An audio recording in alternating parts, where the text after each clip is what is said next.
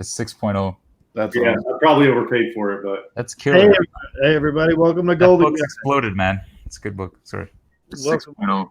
That's yeah, awesome. I probably overpaid for it, but that's me. Hey, everybody, welcome to Goldie. Whoops. My phone. It's me. It's fixed. Sorry.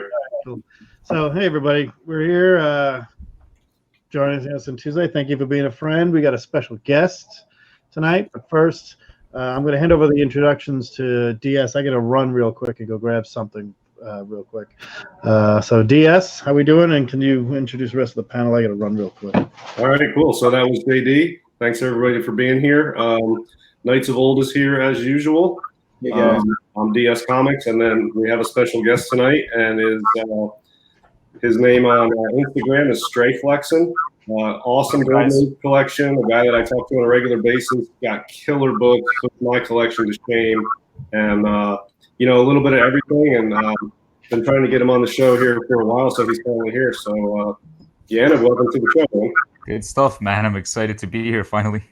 The last few weeks have been kind of crazy because I just got married. So Yeah, you threw every excuse at us. You're like, yeah, I know, right? gosh, I gotta get married this week. I can't do it. Well, glad yeah, to the finally marriage be is definitely a good excuse, and you posted a bunch of pictures on your Instagram from it, and awesome pictures. You guys are going to be. You look great together as a couple. But Thank you, my favorite part of the wedding was that cake. Cake? Dude, that was Yeah. killer, man. Did you pick the books on that cake, or did it just was randomly picked, or what? No, I designed the whole cake, and then the guy just put it together. Yeah, it was like an edible print, so it was pretty cool. Yeah, and he did a really good job on the Yeah. books that he had on the cake. Man, looked legit. They looked like the real things. Dude, they looked great. Like the quality was awesome. I took scans from Heritage, and I just sent them those, and they came out really nice. Awesome. Yeah. So anybody in the chat, check out Stray Flexin on Instagram if you're not already. If you want to see some awesome Golden Age books. All right. Let me the camera. So Awesome, timely book. nice. So, Yeah, some of those. what do you guys want to do first? You want to Flexin? We're going to get him to start talking now, introduce his books, whatever he wants to show for a little bit, and then we're going to get into a really cool topic tonight. Huge one, actually. It's top tens for artists, and each of us, have a task, and we're in there, and it's each of us chose an artist, and mine is Matt Baker. DS, yours is LB Cole. I picked out top 12 LB Cole books. top 12. I have what's called the Baker's Dozen. Matt Baker. Stick to good girl art, and only one per title. And Knights, what do you got? What I did was a little different, but I said we'll just go into that after we Sure. Perfect. So it should be fun. I'll look at bad by his books. But I got, the covers, I got some stats on it, why it's one of the higher moving books and stuff. So Stray Flexin, take it away. All right, I just have to grab a few books. I don't have everything here, but I'll grab a few. Sure. If that's okay. Yeah, I wouldn't mind seeing some of your more recent books that you've added. Yeah. All right. Yeah, I saw some stuff. Yeah. All right, give me 1 second. Is that okay? I'll be Yeah, back. man. All right, 1 second. If you want, I've got one recent pickup. Yeah. Wait, I want to show one thing first. So I came home. Hang on. I bought a pretty pricey book off of eBay, and this is by far maybe the worst packing I've ever had. Oh man, that's beat up. I get it to you. Yeah, it is like Here you go. Show it. the absolute. Look at the side of this. Wow. And that's why priority is there. Where did that come from? It came from Dealer or Kansas, I think. This is the what's left. okay. Yeah. Wait, So- is that the backing board? Yeah, that was the backing board. Thankfully, it was only an interior of a comic, so I think it's okay. But if that was a cover, I mean, be totally wrecked. Or if it was like a 9/8, whatever. But yeah, I can't even believe. I mean, look at the size of this. This is the size. What, you just wanted one book and that's the box you got? Yes. That's like a shoebox, man. I mean, sometimes I'll use a bigger box if that's all I have, but This was a 4-figure book. 4-figure. Oh boy. Well, I'll tell you, for anybody who's using the priority mailboxes that the post office offers for free, they are low-grade cardboard. They're not corrugated. Right. They're flimsy. And if you don't pack every inch of that tightly so that it doesn't deform, if you leave any space in those priority boxes, they will crush in an instant. They're so weak, that cardboard. I don't use them hardly ever. I put wood in it because it's free for the weight. I put some wood in there in the top of the bottom, and then I've done some like noodles and stuff like that around the sides and stuff, just so there's no chance for this thing to move around at all, and no chance for that box to be dented in anywhere. I've gotten books never like that, never in a shoebox, but I've gotten a priority, not the express ones, the ones I always go the size larger, and then I do the short one that's like a board game now. A double box. Yeah, I mean, there's no doubt we can pack. But when someone said, I found this as an estate sale, and I'm not really comic centric, You know, they're not. Yeah. Package. a good package. I've sent numerous messages ahead of time to sellers that are not familiar with comics, and I've tried different things. Send it in a box. Usually gets ignored because if they don't have one, they have to go buy one, and they're not doing it. But if you say good cardboard protection on each side of the book, everybody knows what that is. And I get some weird combinations of cardboard, but if you say good cardboard protection on both sides of the book, it usually, I get a much higher percentage of non-comic familiar people that will send it with that protection. And it's common sense. It's not something that needs to be learned. You just slap some cardboard on each side, and that will basically survive. So that's the suggestion I give to sellers that don't deal with comics very often. I tell them, put some good cardboard protection on both sides. I don't say put in a box because they just ignore that if they have to go buy a box. I didn't use that box, and then what's the point? There you go. Tons of feedback and all this, but yeah. Let me shout out the chat before we get started over here. Chris Barrett, thanks a lot for being here. Perry Comics, very cool. Mr. Gretzky, DS Comics, you're here. Comic Books NYC, I knew you'd be showing up. I'm real excited about having you there. Ben Compton, how are you? TJ, this Slab Dragon Watson, always my favorite. Marble Hunter, how are you doing here? Wuhang, nice to see you. Bonafide, how are you? We've got here Bake the Snake. Right. Right there. We've got here Mr. Gretzky. A lot of everybody saying hello to each other. How do I see the chat? Just a quick question. I don't know. I see it on my right side, but I've got like the banners and everything because I'm Yeah, I see it too, but it's blank.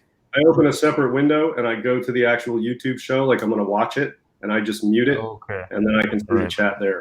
I see it on my phone. Very cool. And then I've also got here Pocan Joe. Good seeing Pocan. Big. We got to get him on one time to show some Rangers comics, definitely for sure. He's got a great Rangers collection going on. Tech 31, good seeing you. Yeah. Very cool. Evan, always Evan. This is going to be a fun one. Evan, you're going to love tonight's show. It's going to be a fun one. Okay, everybody, I think we're going to get going. Mr. Garrel, how are you? Good to Alex the Comic Order, very nice. Let's see what else we got going here. JP's Budget Collecting. Look at this. We got a packed house. Just a Rican. Look at this. We're bringing it in. Look at this. We got Just a Rican. Very nice. DS Gretzky. Wow. Knights is typing in there. Good. Thank you. Bake. Okay, good. All right. Straight Flexing. The floor is yours. And let me. All right. Show us what you like, what you love, and what you collect. So, Okay, I'll show you some things. I have a mix here of books and art, so I figured it would be cool to see some art as well. But we can start with some new Golden Age pickups. This is one of them here. I just got back from grading. Glitter is terrible. 1 second. Okay. Those Mylar bags. I'm debating on the Mylar bags. Yeah, I always take my books out of the Mylars before I throw them on them. Yeah. It's a double reflection. It's pretty bad. Right here. It's a bit better here. Pep, Wow. That's awesome. Pep 20. So it's a cool book, tough classic cover. This came from a collection in New York that someone found on Instagram, actually. A lot of cool books were in that collection. Huge Golden Age collection. They had like Tech 38, Tech 39, 40, almost the whole Pep run. A lot of really neat stuff. Here's another cool Oh, there you go. appearance. Oh, Black We Terror. were just talking about First Birds of Black Terror. There it is. Yeah, we were just talking about that. We didn't know who the Really? artist was. So the three of us were talking about. We think it's the most undervalued. We think. I agree. This one and Fighting Yank, which I don't Yeah. have here, but that's also another one that's pretty Yeah, good. that would be. Startling 10. Who did the first one of that one? Black Terror? I think it's That's Schoenberg, right? No, it's not. It's Elmer Wexler. Yeah. Okay. He also worked on the Fighting Yank too, and then Schomburg started doing the covers in like the 20s. What else? This one's pretty cool. Erase. A classic Tokyo Kid cover. I don't know if you've seen, but in World War II there was some propaganda posters with this guy right over here. Oh yeah, that's He was called a Tokyo Kid, so it's pretty cool. Wow. Yeah, that book is when it has a good color strike like yours does, it's brilliant to look at. Yeah, it's nice. It's so bright and vibrant. What else here? This is a fun book here. Yes. This Where's one, the Legend Japs here? cover. Look at that. I'm That's sorry, I'm getting used to the camera here. beautiful. That's CC Beck right there, isn't it?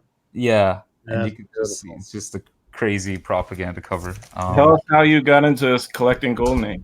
And propaganda covers seem to be a theme. Yeah, I love all like the World War II stuff, anything propaganda, anything anti-Nazi, anti-Jap, Hitler covers. Like I'm a huge Hitler cover collector. I'm trying to get all of them. I have roughly 60 or 70 of them, and there's like over 100. So it's quite the challenge. And a lot of them, I'm sure you know, are pretty rare. Some of them are like under 10 in the census, 5.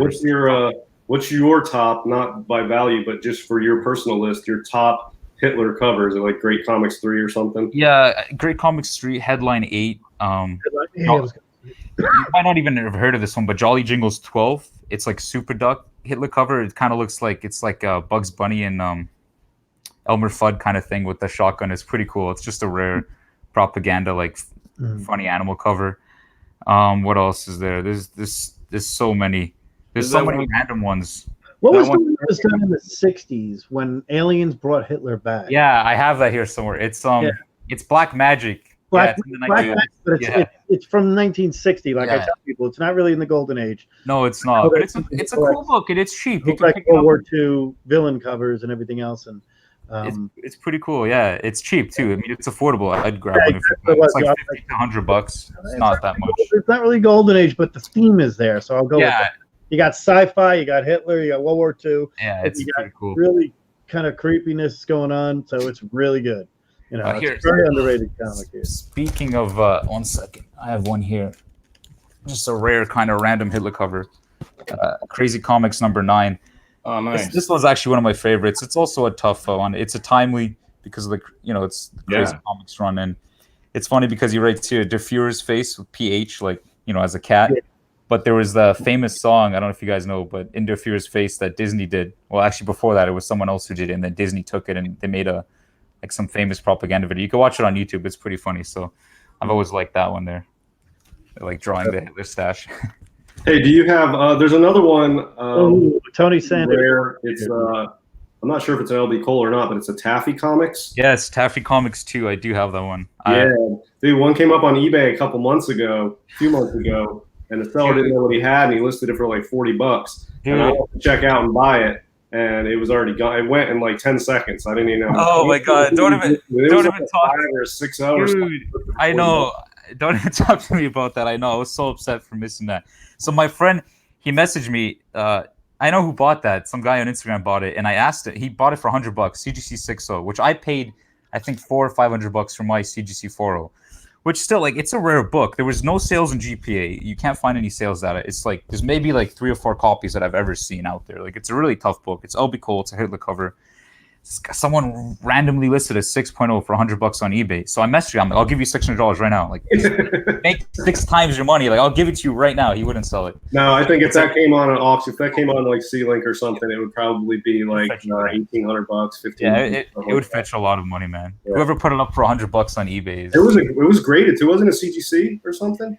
Dude, it costs like $60, $80 to grade the damn book. Why would you put it for $100? I don't know. Yeah, it's pretty stupid. Here's a Frazetta. I don't know if you guys. Oh yes, but where I'm gonna say there is bring the Hitler character with the isn't that crazy? Is that a Hitler cover? No, it's It's like zombies and stuff. I was like, wow. Actually, No, like the it's, Frazetta books are great, but I mean they're kind of common. Like the Famous Funnies run is pretty fun, but they made a lot of those. So like if you're looking for a tough kind of obscure Frazetta cover, this is the one to look, to go after. What's your thoughts on Thunder, the Congo guy, #7? That's a rare one. It's a rare one. That's the only Yeah, cover to cover Frazetta work where he does the cover and the interior. yeah, it's a good one. It's this, and Yeah, there's That's like that's Buscema's there. That's Right. Frazetta's is that one. That's one I'm looking for. Like the cover to covers are rare, and their first ones are really rare. yeah, they usually don't do many. Like Schomburg did one of those, I think. He did a Wan. I'm sure you guys heard of that one. Yeah, that Buscema was ended up doing a lot, Same thing. He did from the cover to the end, so he did the whole thing. but the first when they first did it, they always talk about the first time they ever did it as being it's the first time the book was 100% mine. That was what Buscema said about doing his own book, and right then and there, he quit Marvel, quit everything, quit comics altogether, and then went into something else for like 6 years, and then came back. Stanley wanted him back, so Yeah, I think that that Thunder Frazetta, where it's front to back, all Frazetta completely. Yeah. That's for like hardcore Golden Age fans that have money, or like hardcore Frazetta guys, because it doesn't go for as much as you would think it would, because the cover art's not that great. But I mean, you got to be a hardcore Frazetta fan to put out money for that. But it's affordable when it comes up, though. And there's the other one is his first work is like Alley Oop or something. No, not Alley Oop. Frazetta's first Ghost Rider's worth a lot more than Yeah. But his first professional work is in I can never remember the name of it, but it's something. No, it's the third issue. TJ, Frazetta's first work. I sent you as a picture one time. It's Tally Ho one, right? Tally Ho, yeah. I always think it's Alley Oop. Like Yeah, it's the two. Tally Ho. Yeah, Tally Ho. It's quite affordable too. It's not too bad. Yeah, exactly. Yeah, it's a good book. Here, let me show you guys some art actually. Tell us how you got into Golden Age. Oh, so I mean, I collected like all the mainstream stuff like everyone. I think usually most people start with kind of like modern copper, bronze. I was a huge Ninja Turtle fan, so I got a lot of those. I still have a lot of them. Then slowly kind of built my way up to Silver Age. Trying to get all like A15s, X-Men 1, it's this way, all that stuff. And then I don't know, I was just getting kind of tired of them. They weren't exciting as they used to be. And then I started looking into the Golden Age of comics, and just the art's incredible, the story, the history behind them. And I just fell in love, especially with the propaganda covers, like especially all the just crazy World War II anti-Nazi covers. My favorite would be Captain America 46, which I know Michael has a nice one of. It's a powerful book. Like out of all the comic covers that I've ever seen that have ever been produced, I feel like it's the scariest because it's the most real. Like it's not just some kind of over the top dramatic violence. Like it actually happened. It's a Holocaust cover, which showing how they were burning people like in the furnace. Like they actually did that. So it's to me that that was always my goal to get that book, which I was glad I found. There it is. It's a powerful cover. Yeah. It's scary. Now what year? What year was that one? 44 or 45? I think 45. It came out like right as they were actually finding these. Yeah, when they were Because soldiers started. There were stories about them, but there weren't. no one knew about it until the end, pretty much, right? And then and Schomburg. They would tell escapees would talk about it and intel whatever, but it wasn't until they got actually people in there with photography and the troops and Frank and Capra. Russians found some really nasty ones before. Coming from Poland. The U.S. were coming from France, so it was a little different. The Eastern Front, the Western Front. Russia saw the really bad ones, and like the really, all of them were terrible. My wife's grandfather was in one of the French ones that was liberated by Americans. It was pretty wild to hear some of the stories from that. Yeah, crazy. How long ago did you get into Golden Age? I don't know, like probably like 3 or 4 years, but I haven't been like seriously spending like big money, and the more you get into it, the more you buy and the more you spend, like the more it escalates, right? But you've become you've got a great collection. I try, man, because the way I look at it, it's like every year the prices keep going up, especially with the classics. Like the demand keeps going up. So if you can grab a book, even if it's low grade, even if it's restored or it's beat up or it's missing something, just grab it, man. If you can afford it, grab it, because you don't know when the next chance you're gonna get it at getting that book that you really want. So that's how I feel. Like I feel pretty strongly about that towards most classic covers. With Silver Age and Bronze Age and stuff, you could, there's always copies for sales, but when like something like this comes up and you can afford it, you just buy it. Yeah. I have. I wish I could have done an unboxing. I'm waiting for a box of my Comic Link winnings, and I've got another important book I've been looking for. Not very expensive at all. I showed these guys what I paid, and I was shocked. And it's 3 on the census, and this is the highest grade, and it's just really hard to find. And it's another Buscema. I collect a lot of that stuff, but I will show it as soon as I get it there. And it's the same feeling when you find something that is just there's so few of in the Golden Age and something you've really been looking for. When you see it, everything changes. You're like, okay, that's going to be my focus right now. I'm going to work out something for that book. And everything else that you have is vulnerable to saying, I can replace that. I can replace that. If I wanted that one really again, I'm not really crazy about it. Boom, I could do that. I could save up and do this and make a deal. I love doing that. I've done it with, a few books, and it's worth it. Yeah, I've sort of changed my my outlook on my collecting a little bit, sticking with Golden Age stuff. But I think I'm just gonna solely focus on the more rare books. I mean, all Golden Age stuff is rare compared to everything else. But I'm gonna focus on the really, really scarce stuff. Mm-hmm. I'm gonna find the scarce stuff. I'm gonna try to get like a decent condition, and I'm just gonna try to keep my collection around 100 books total. And just get rid of the ones on the bottom and try to add in towards the top, and just try to keep a 100-book collection of really scarce, solid condition, awesome Golden Age books. That's what do you think of, like, are you going to stick to or the dark arts, as you call it? What did you call it? I mean, I call it dark GA. It's sort of like a category that encompasses pre-code horror and like. Yeah, it's hard to sort of quantify, but people who are into it know exactly what I'm talking about. Right? Dark GA, it's all that creepy noir horror stuff. Yeah, blood. Yeah, I mean a lot of the Chesler, horror stuff, suspense comics, all that stuff that's dark in theme is sort of in the category I collect. So I'm not going to stick entirely to pre-code horror. I'm just going to stick to the bigger pre-code horror books, and then go after a lot of other Golden Age stuff that's really sci-fi ones. Yeah, in decent condition. Space detectives, and I don't know if any of those are the top ones. I like them. So let me shout out a few people in the chat who showed up here. Whodat Comics, Jason Smith, how are you? Yeah. Whodat's in here. Very happy to him. He's gonna love tonight's topic, Whodat. So or tonight's, we're calling it our top 10. Should be a lot of fun here. Who else did I see in here? I saw Comic Core. I assume that's Chad. How are you doing? TJ again, respecting everybody in here. Once again, he's just one of the class act guys in here. I really love everybody joining us right now. But now we're going to talk about top 10. So each of us had a task, and we're going to let just tell you what it is. We went with 3 artists right now, and we were talking last time. It's like you don't really have a top 10 list you can do for Golden Age because everybody's really different. They break it down. And there are sites that break them down further and further and further. I mean, you can do your top 10 Spider-Man covers, so we're not talking about that. So we broke it down to artists, cover artists, and we chose somebody each of some genre or something we know about or respect a lot.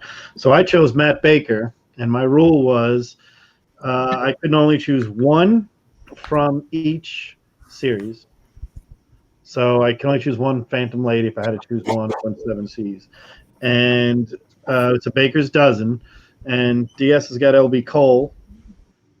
And we're going to show some Schoenberg, I believe. And we're going to give you some stats, some numbers. So like the highest grade, how many are on the census. And what we think the value of these books are. Now mine are going to be the lowest value. So probably, I would assume, because, Bakers are, while they're high for the genres they're in, they're not high as compared to Timely or Schoenberg, which can be Timely's and everything else, or a Cole, which can run from suspense all the way on up to, some crazy, LB Cole's masks and stuff like that. So we don't have that much Baker. So how do you want to do this? You want me to go first and then do all Baker's? Let me tell you what I did because it's a little different. So basically, I love lists. I love top tens. I don't know. It's always just fun because Golden Age is like so subjective. No top 10 is like the same no matter what. And DS and I were talking about this a lot, and I was like, it might be interesting for me just because I love lists. Like I said, to have a top 10 like Schomburg list of based on GPA sales, and it's not like a real useful list, but I wanted to just compare it to other lists. So what I did was I took DS's Coles. He gave me his 12 picks for like top 12 Coles, and they weren't in any order. And then I looked at the Overstreet values and the GPA sale values. Great letter you having you here. I printed them all on this, and I can take these little post-its off, and we can see just how different the Overstreet and the GPA that's cool. top 10s are compared to what DS thinks is the top 12. I did 12, and we'll see how different. Because to me, if I see all these different lists, but I see the same book all the time, like in the top 3 or whatever, I mean, to me, that just reinforces that how true that and how in demand that book really is. So I think that's a great one because I chose the most in demand of each. I want to represent each genre. It's kind of hard with Baker because he probably did them. I mean, a ton of them. Let's be honest. He did a ton of covers, and none of them. Some of them are worth a lot. Some of them are worth squadouche. Very rarely do you have some Schomburgs. I guess some Grillings might be a little low. Some real life Schomburgs might be lower, and some LB Coles. I'm trying to think of maybe some of the Terrors of the Jungle run that had 3 different titles. Those are lower end. Weird ones. Yeah, I can see those one. But your lower end would be the mid ones of some of them. I also did Schomburg. I didn't write my own list. All I did was take a look at the Overstreet top valuable Schomburg covers, and then I looked at those in GPA and tried to see if they matched. But that might be more interesting to our guest since he probably has like almost all of these. Here's speaking of Schomburg, this is like some cool original art. It's pretty, it's pretty fun. Let's show that again. Can you show that again? Let me. Yeah. Here you go. So the stamp is cut off, but he actually stamped it it was his actual home address in Oregon. Wow, Schomburg original art. Yeah, but I got something even better than that. I'll show you. Oh god, I got some cool stuff, man. I'm a huge Schomburg fan. I love Schomburg. Like he's literally the reason why he started collecting Golden Age. We're doing Schomburg. We're doing Matt Baker tonight. Yep. And you're a rare Golden Age collector because you actually have the cojones to not only do Schomburg stuff, which is like ungodly expensive, but you're like all killer covers, all kinds of. I try to get it all, but I mean, you can have like Dragon Ball cells and whatnot, like right, like yes. Something here, I do have Dragon Ball cells too. So here's a Schomburg cover that he did. It's interesting. He did this it's a program guide for a convention in 1977, Portland, Oregon convention, and they couldn't afford the people who own the convention. They commissioned him to do the cover, but they couldn't afford the rights to like Captain America, the Shadow, and all those characters. So they did like custom characters. See, that guy looks like Cap. That looks like there's a character here that looks like the Shadow. So there's the Shadow, the Spirit. You got you can see that it's like the angel here. Where's the angel? It's like the angel over here. Yeah. So it's pretty cool. It's like you own those characters. So then I found what year was that again? 1977. So here's original Schomburg pencils to that cover. Oh wow, that's awesome. Yeah, so it's pretty much as close as you can get to getting some Schomburg kind of Captain America or like fighting, like, superhero stuff. A lot of his sci-fi stuff comes up a lot, which still it's expensive, but it's not the same as the superhero Right. stuff. Which he did do some recreations, which I can show you something in a second here. But those are like 40, 50,000. They rarely come up. I tried getting one, but I got outbid. last one went for like almost 50K, so it's too rich for my blood. But here's something pretty neat too. Another Schomburg original art piece. He did this as a novel. It was a novel cover. So yeah, it's tiny. I mean, look, this is my hand. It's like, it's pretty tiny, but the attention to detail is pretty cool. And is that airbrush on there too? Like, was it airbrush, some of it? It's like paint. It's a little bit of paint, some watercolor. It's amazing how small it But is. it's that style, yeah. It's tiny, and like he was able to fit a lot of like little details and everything. Wow. Like my finger. That reminds me when I saw some original Salvador Dali paintings, the stuff that you always see the posters of. They were like super tiny, and I was like just totally Yeah, I went to the museum in Florida, and same thing. I was expecting some. Yeah. There were some big pieces. All right, there was some giant ones, but most of them were pretty small.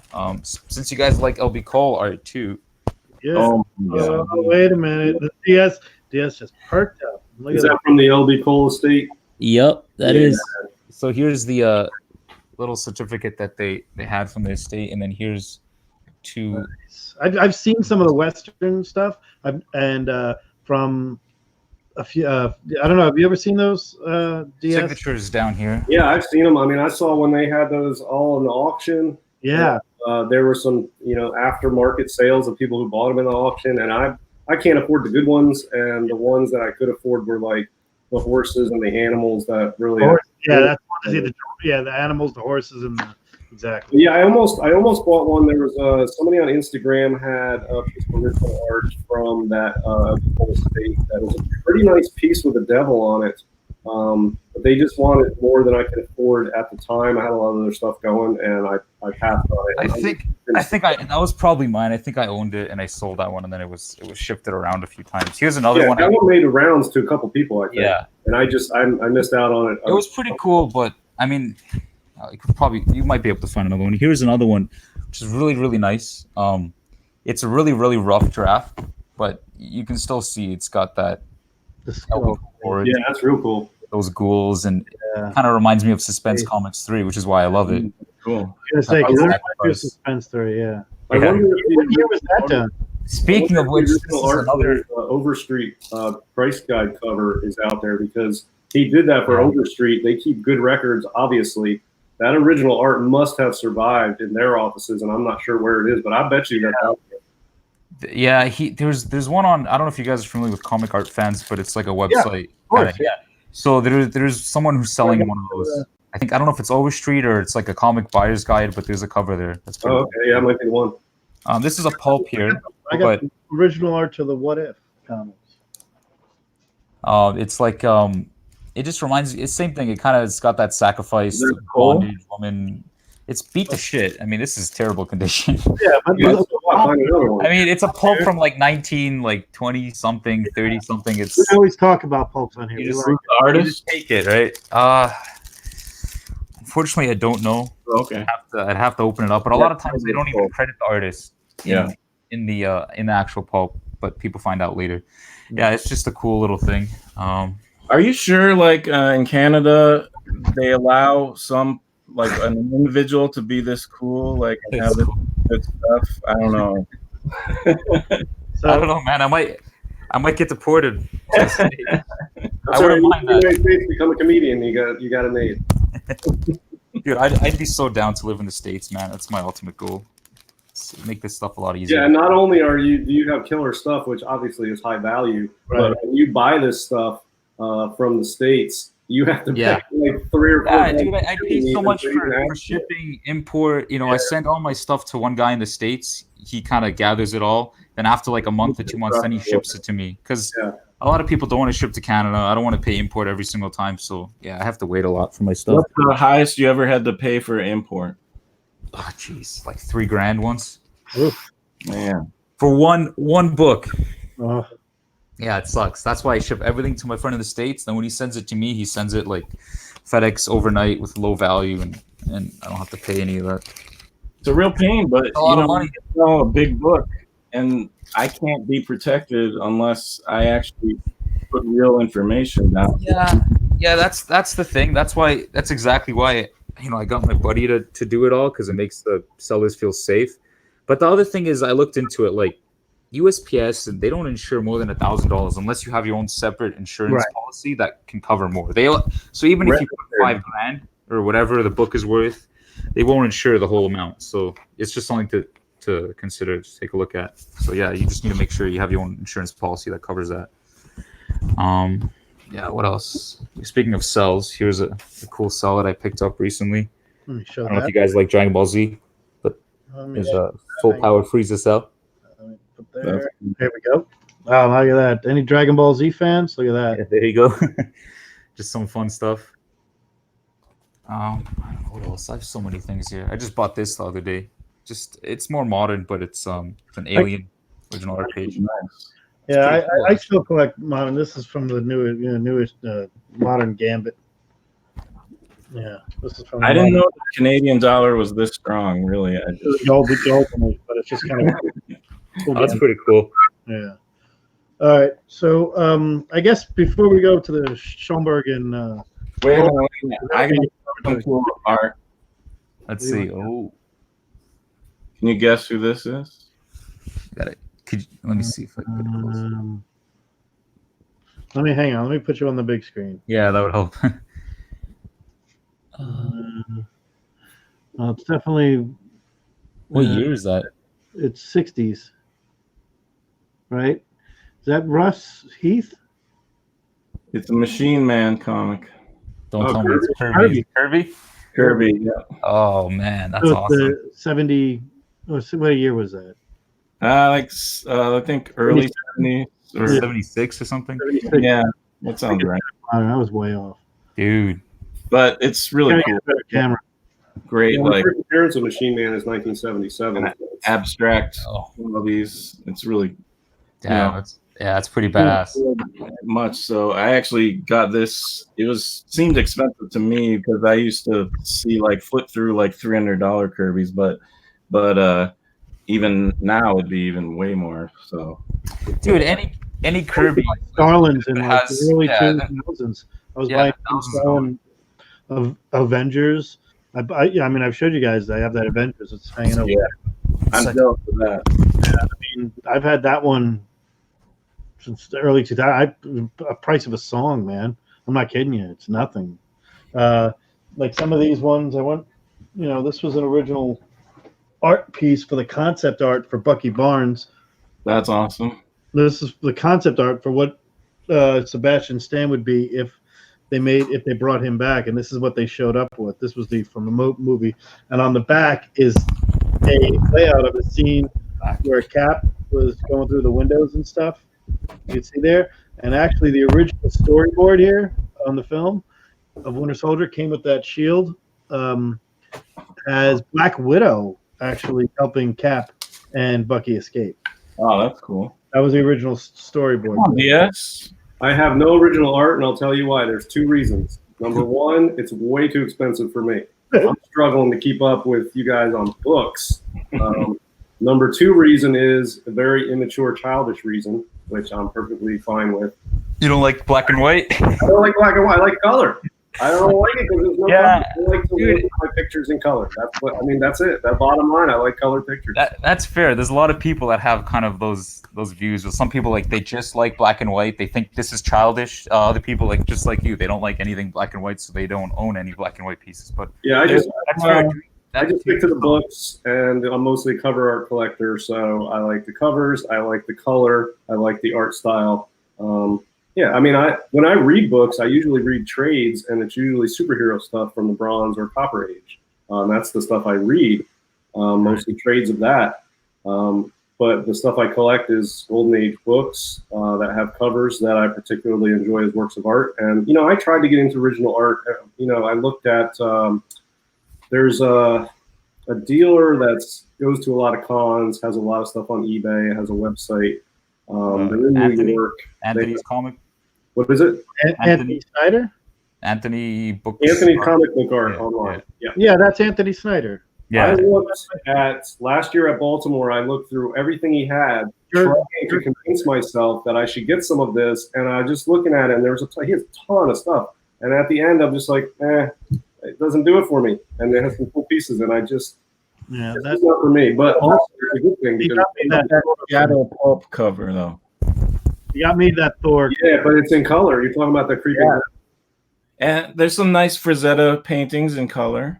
I would buy a Frazetta painting when I hit the lottery and I have $5 million. Don't do it. Don't show it. Ah, Dude, I just got this. I have to share it, man. I love this piece. that's so amazing. Yeah, I would buy a Frazetta sketch or a Bernie Wrightson sketch. In black. Wrightson I would have in a heartbeat. That's so awesome. I've got McFarlane. I don't even like McFarlane. I've got Buscema. I've got. You're getting deported for sure. Tomorrow. Jeez. Here, wait. Since I'm still on full screen, I wanted to share this as well. Simonson. Oh, that's awesome. Can you guys guess who that is? Yeah, Kirby. Yeah, you can tell, like this guy right here with the whole shading and everything. What number is that? Right here. It's this one. Is that the Falcon down on the bottom panel? Oh, that's the 7. Was it still 25 cents? Still 30 Yeah, cents. 30 cents. Yeah, it's 211. 207. Yeah, Yeah, it's pretty so cool. Like 1976, 77. Yeah, something like that. Mhm. I could open it up, but yeah, it's pretty fun. I like those Kirby's because that's when I always say, like, the king. Long live the king. Yeah. That was what everybody was like. I always, when I talk to like older comic collectors and stuff that are in their 60s and stuff like that, they talk about 70s. Kirby was just Kirby putting everybody back on their toes. When he came back to Marvel, took over his characters, took over everything, he put everybody back on their toes. And it's one of the great things about This that. is a Kirby cover, man. Not like Right, everybody thinks don't even realize that. Ditko. Yes, Ditko a Kirby nothing cover. to do with that cover. That's Kirby. So, Yep. and then that was it. How many Spider-Man covers did Kirby do? 2. Yeah, Didn't he do number 1? I think that was Ditko. No, I think Ditko did that too. One. I think I think he only did AF-15. There Yeah. might have been one later on. Romita didn't do him until Romita's first 38. one was 38 or 39? 39. 39. Was 30. the first time I ever drawing Spider-Man was on a Daredevil 16. Hmm. Yeah, it was Daredevil 16, which is Daredevil 16 somewhere. That's the first Romita, and Ditko did the other one. I think 16 or 15 might have been. One of them might be Kirby, so somebody will find out. But basically, yeah, Kirby on coke, as Chris Barrett said. Yeah, it was way over hashing, way over. He took what, Kirby took. Buscema took what Kirby did and added the dramaticness of the Marvel way. The pulling back of the arm. Dude, his art's like it's action packed. It's 3D. When you see Captain America punching, you really you see that fist coming out. It's And awesome. then in the 70s, it's just like he took what Buscema did and multiplied it by 10. He was just like, long live the king. Even though I'm a huge Buscema fan, I always say Jack is still the king. Yeah, my favorite Kirby art is the early Thors that he did in the Silver Age. There's a lot. It's so much cosmic stuff. The detail is so awesome. And Ridiculous. he came up with that art style where they ended up naming after him called Kirby Dots. He has a ton of that in the Silver Age Thor book. Yeah. And he has these massive panels, these 2-page spreads. The early Silver Age Thor Kirby stuff is my favorite Kirby work. I only have one here because the rest are over there. I got these new boxes for slab books. What, the BCW black boxes? BCW black Yeah. boxes. Yeah. Dude, those are good boxes. They're good boxes, but it's this big. It's this too big. Yeah. Underneath the shelf now. Son of a bitch. Yeah, they're pretty big. Kirby Thor that I have. I only have right here. I have a pretty good copy of it. It's signed by Stanley on my birthday, so I don't care. That's awesome. Right, but this is why I'm talking about cosmic there. This is when I was, when I was buying Thors and stuff. This was the Thors before I kind of went right to Simonson, went backwards, but I always liked Thor, but I went backwards to a lot of Buscema, then to Kirby, and then it's perfect progression if you ask me. So, and then the people in between, they were okay. Yeah, I think a lot of the Silver Age, this is for me, the Silver Age Thor covers, the covers themselves, the colors they used and the type of paper, they're not nearly as good as the interior art on the Silver Age Thors, and I think that's why the prices on those are so low. They're dirt cheap. You can get Silver Age Thor books dirt cheap, and the interior is phenomenal. But the covers are not overly spectacular. So No. Anyway, yeah, that's the only superhero Grail level book that's on my list is Journey 83. Just because I grew up with Thor, and that's what got me into comics. That's like What did you, were you always in Canada, and do you remember getting your first comic book and what that was and all that? I was born here, yeah. I mean, like I said, I really do want to move to the States. Canada's a nice place, but in terms of like if you're doing stuff like this, if you're buying a lot or just anything, selling, trading, the border and the taxes and the currency just really kills you. Like in terms of currency, I probably lost over like a couple $1,000s over the last few years just in currency conversion alone.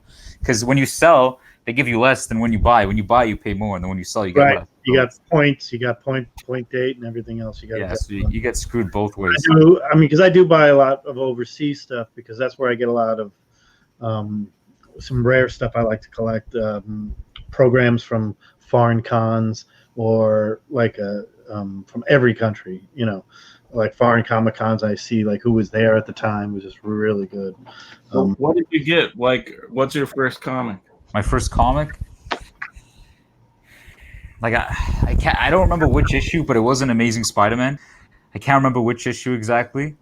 Like, were you buying comics when like the death of Superman and all that stuff was going on? And Pretty much. And I do remember like everyone talking about that and how it's gonna blow up, and like everyone's buying a billion copies and like sealing them and hoarding them, and it's a great investment. And that and Spawn 1, dude, Spawn 1 was like $100 back in the day or something. It's just crazy. It's like $10. If it's a newsstand, at least. Yeah, well, yeah, a newsstand 9A is still worth good money, but I mean, just rock. I mean, there was no CGC, right? So everything's changed since CGC joined the whole game for sure. Like, and Absolutely.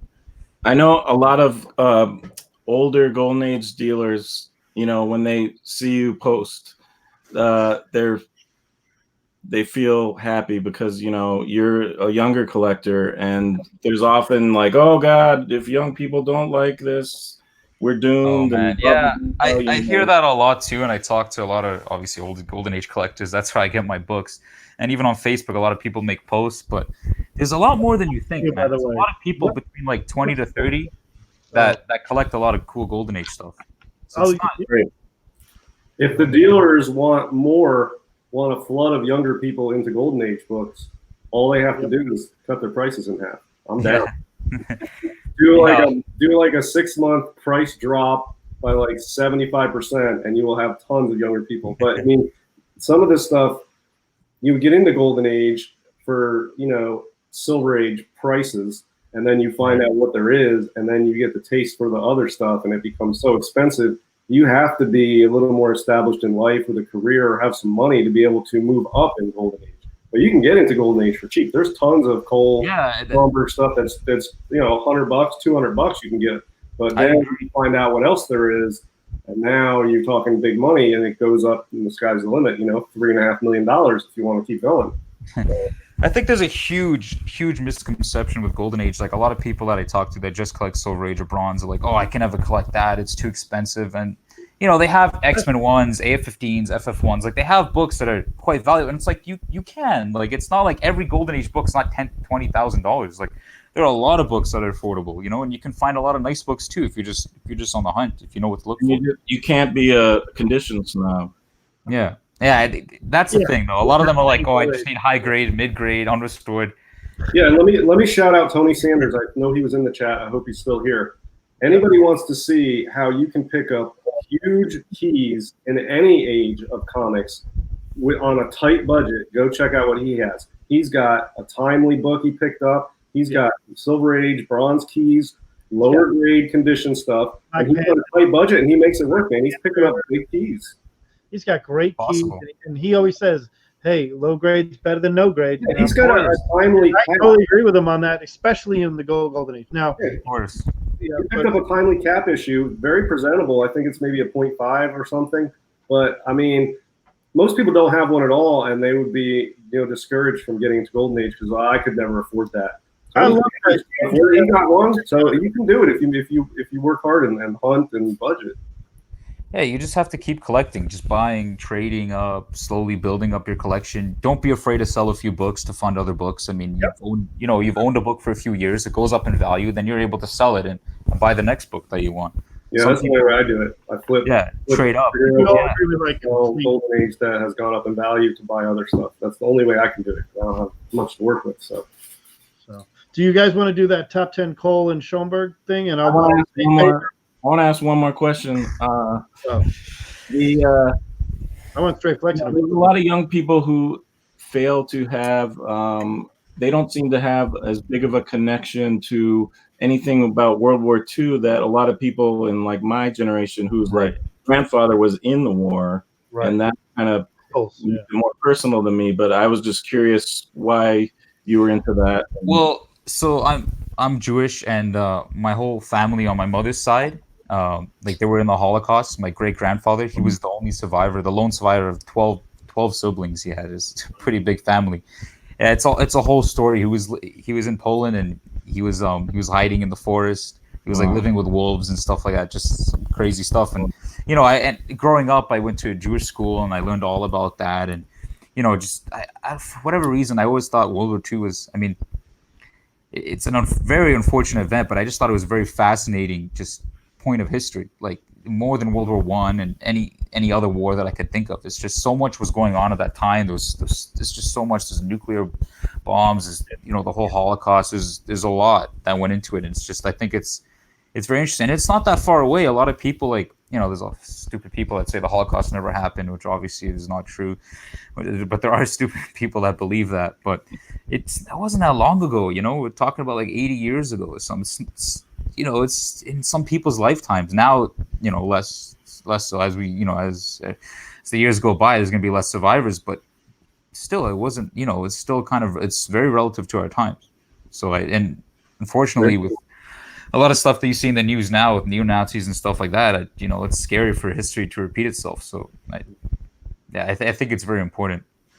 Do you collect other World War II? Yeah, I do. I'll show you some stuff. I have.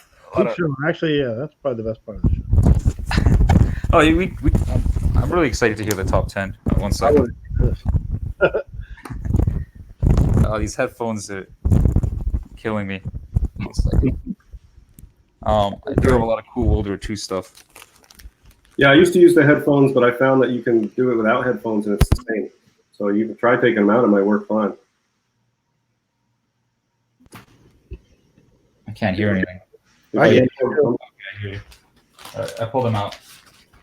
All right, I'll check this. Oh, nice. This is pretty cool. It's propaganda art. I think it was used in a magazine or a newspaper in World War II, and it's cool because it's colored. And there's not a lot of colored stuff, at least that I see. And it's actually kind of funny if you read the caption there. It doesn't seem to stick. Maybe we're using the wrong paste, and they're using blood to stick up all the swastikas on the wall. It's kind of a dark comedic parody. Where was that from? Like a newspaper? It is from a newspaper. I have the name somewhere. I don't remember exactly, but like a lot of these things, like even the person I bought it from doesn't even remember where it's from. It's like they're pretty obscure. But I have some more here. Some fun stuff here. Do they have any good World War II museums in Canada where you're at? Yeah, they have a few, but it's not.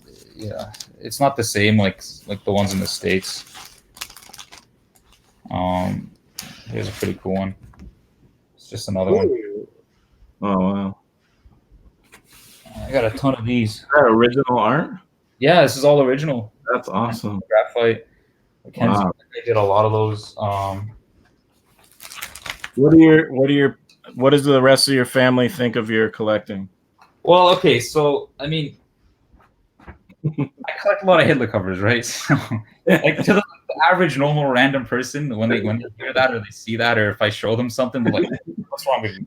Hitler lover or something?" I'm like, "Dude, I hate Hitler. Like I've done," but I just love the history aspect of it. It's like this is not drawn by Nazis. Like this was drawn by Americans making fun of Nazis. Like it's our history. Like Americans a lot of Jewish guys like drew this too. So it's like I don't. No, yeah, Joe It's Simon the and- opposite. Yeah. Joe Simon brought up a good point when he said there. He goes, don't forget who drew most of the stuff that you guys were. They drew a lot of that stuff, and even all of them worked in World War II. A lot of those artists were. Kirby, yep. Kirby was there. Stan was there. Frank Capra, Dr. Seuss. They were all drawing propaganda. That's their job. Yeah, that's true. This isn't Golden Age. It's modern, but it's got that World War II Holocaust theme. It's from one of the Invaders issue. I picked this up from a local artist in Canada, and I don't know if you can tell here, but he's in like some of the in Auschwitz. He's in. Wow. Really? Who is that? That's Torch? Yeah, it's Android Torch? Yeah, Android Torch, and yeah, you can see like the gate. And Oh, everything. that's Sandoval, right? That's cool. Sadowski, Steven Sadowski. Steven Sadowski. Yeah. Yeah. So it's just, I don't, really collect modern stuff, but when it comes to that, like, I figured why not? You can't buy that in the Golden Age. So that's the next closest thing. I do have one big piece. I want to show you guys the propaganda. 1 second. Sure. Now I can hear you guys because I unplugged the headphones. It's kind of big. It doesn't fit in the folder, but Oh, yeah. it's a fun propaganda piece. Wow. He's like, Himmel, what are these spots? Like he thinks that they're stars, and it's like Oh, want nice. to get aerated. It's kind of funny. And then this guy here has like a screw for a head or a brain. It's kind of funny. Yeah, I love that stuff. It's kind of fun. What else? Here on the wall. This is an original painting, actually. Pull this up. Get closer. Oh my god, I'm gotta get used to this. It's actually one of Daredevil. Yeah. done by Don Newton. I don't know if many of you guys heard of him, but when I saw this come up, it was on Heritage. I just had to buy it. It's original oil painting. Not easy to get, and it's just of the Golden Age Daredevil, which is pretty badass. Right. That's really cool. Yeah, so that's what that is there. So yeah, Good stuff. Thanks for showing us all this stuff. Yeah, Awesome. we appreciate it. Great. You could up a museum up there. I would go to that. I would love See a lot of these things. Like I would just love to submit to museums just to have out there, because as much as I enjoy looking at them, like the most joy that for me at least comes when people come over to my house, or even like this, just sharing them on live streams, and like it's fun when you get other people to look at it and like holy, like they thought they'd never see something like that in their life, and here they get to hold it in person. So that brings me the biggest joy. Like I love sharing stuff. Like that's the point of why Instagram is so great. You get to share these things with other collectors. It's just it brings you that passion. Like it keeps fueling you for more, right? So it's a lot of fun. Just one more last story. I keep showing stuff. Last piece of art I'm going to show, not Golden Age related at all, but it is really cool. I posted it on my my Instagram. Some of you guys might know what this is. That's Venom's wife, Bride of Venom. No, it's actually Oh, Riot. no, this is the first ever sketch of Carnage. He was actually called Chaos. Oh, it's Bagley's sketch. Yeah, Yeah. it's Bagley's sketch of Carnage. Here, he wrote a little bit about it, and it's pretty fascinating. He wrote how this was the first layout. This is the first ever time he drew and put down Carnage on paper. And if you notice here, it's the values of swap. Sorry, like the black is supposed to be red, and then the red is supposed to be black.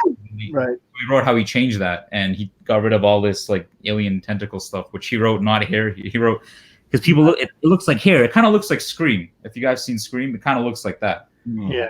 Yeah. So they made a few changes, and the first name was Chaos, and then they chose Ravage. They were both either taken or they weren't good, so then they ended up going with Carnage. So that's what that is. Your first Carnage sketch. My interview on my channel with Mark Bagley, he talks about that with me Oh, really? on camera. I asked him specifically about Carnage.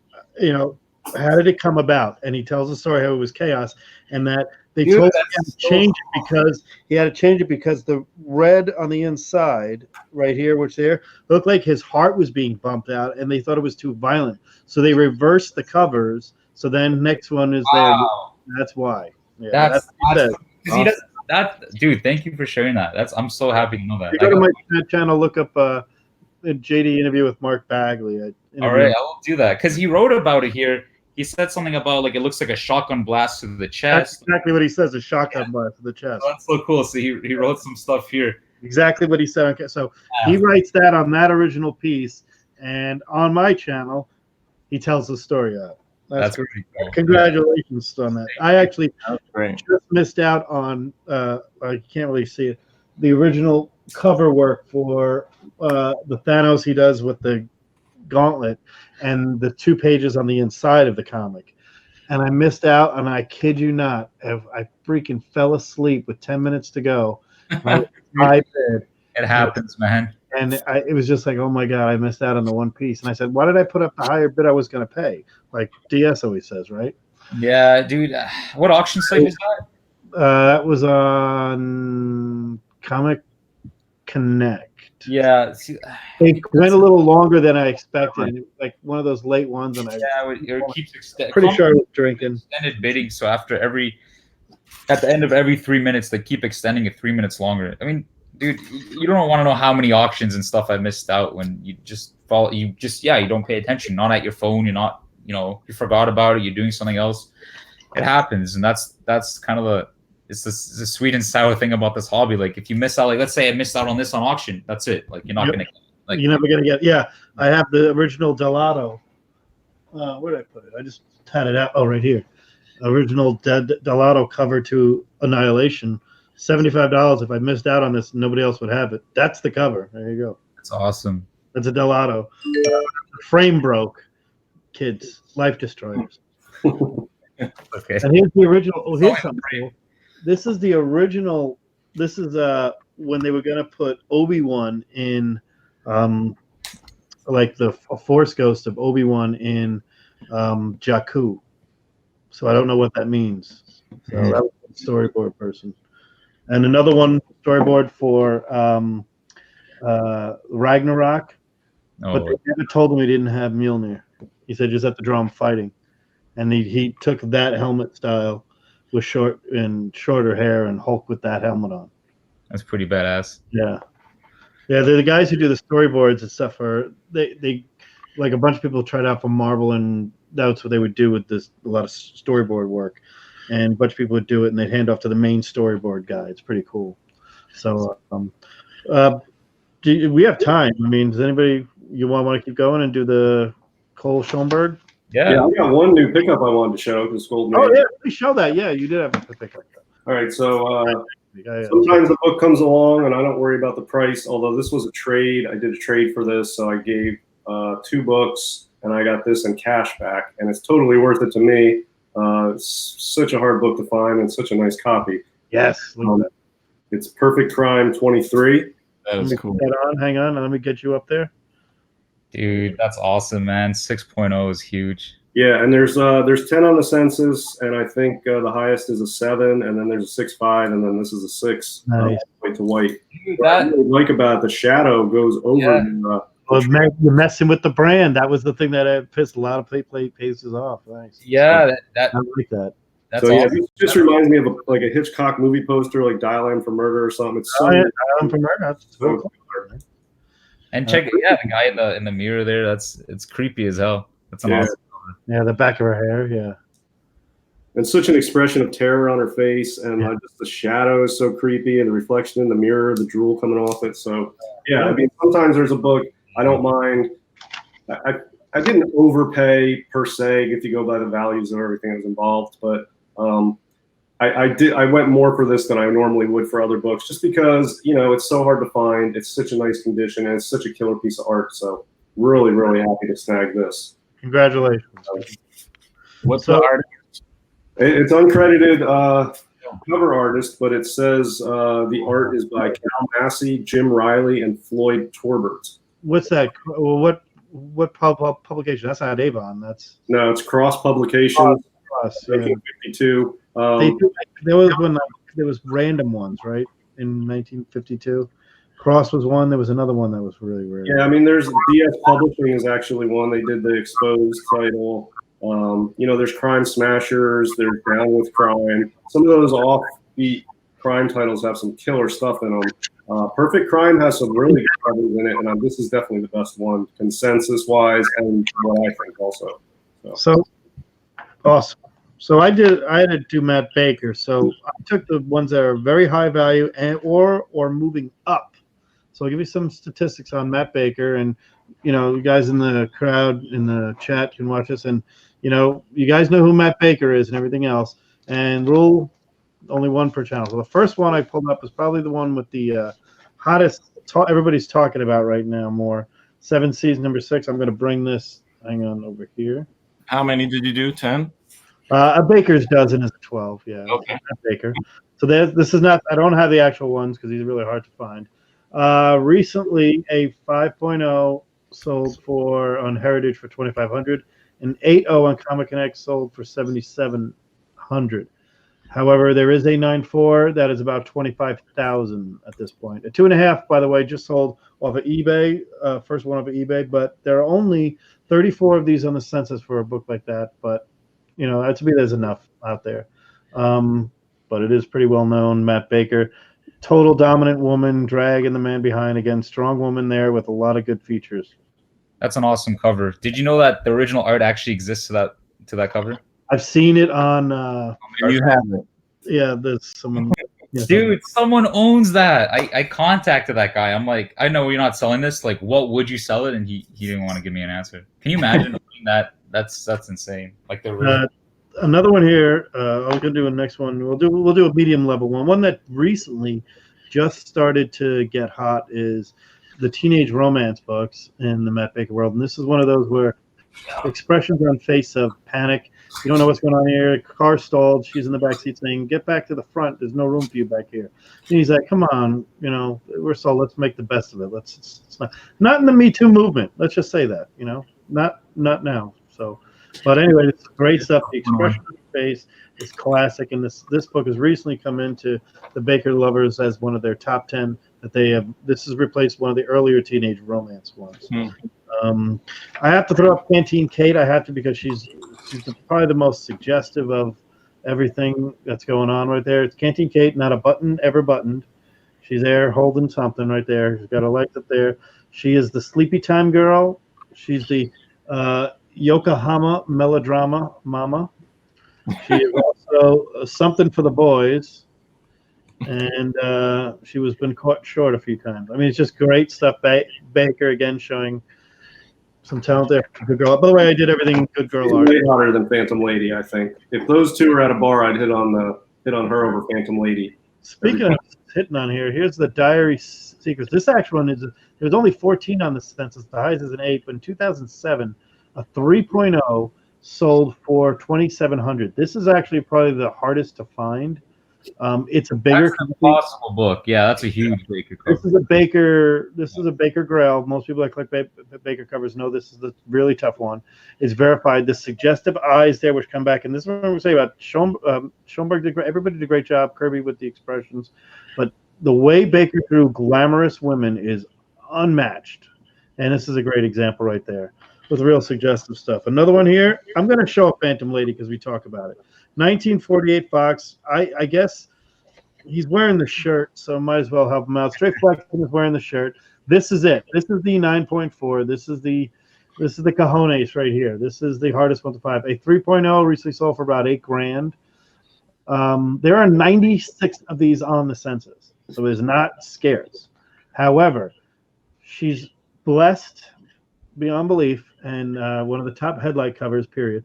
I think people say that the 9.4, this would go for probably, I've heard anywhere between over 50 to up to 100,000. Nobody really knows when this goes up for sale again. I know it's coming soon.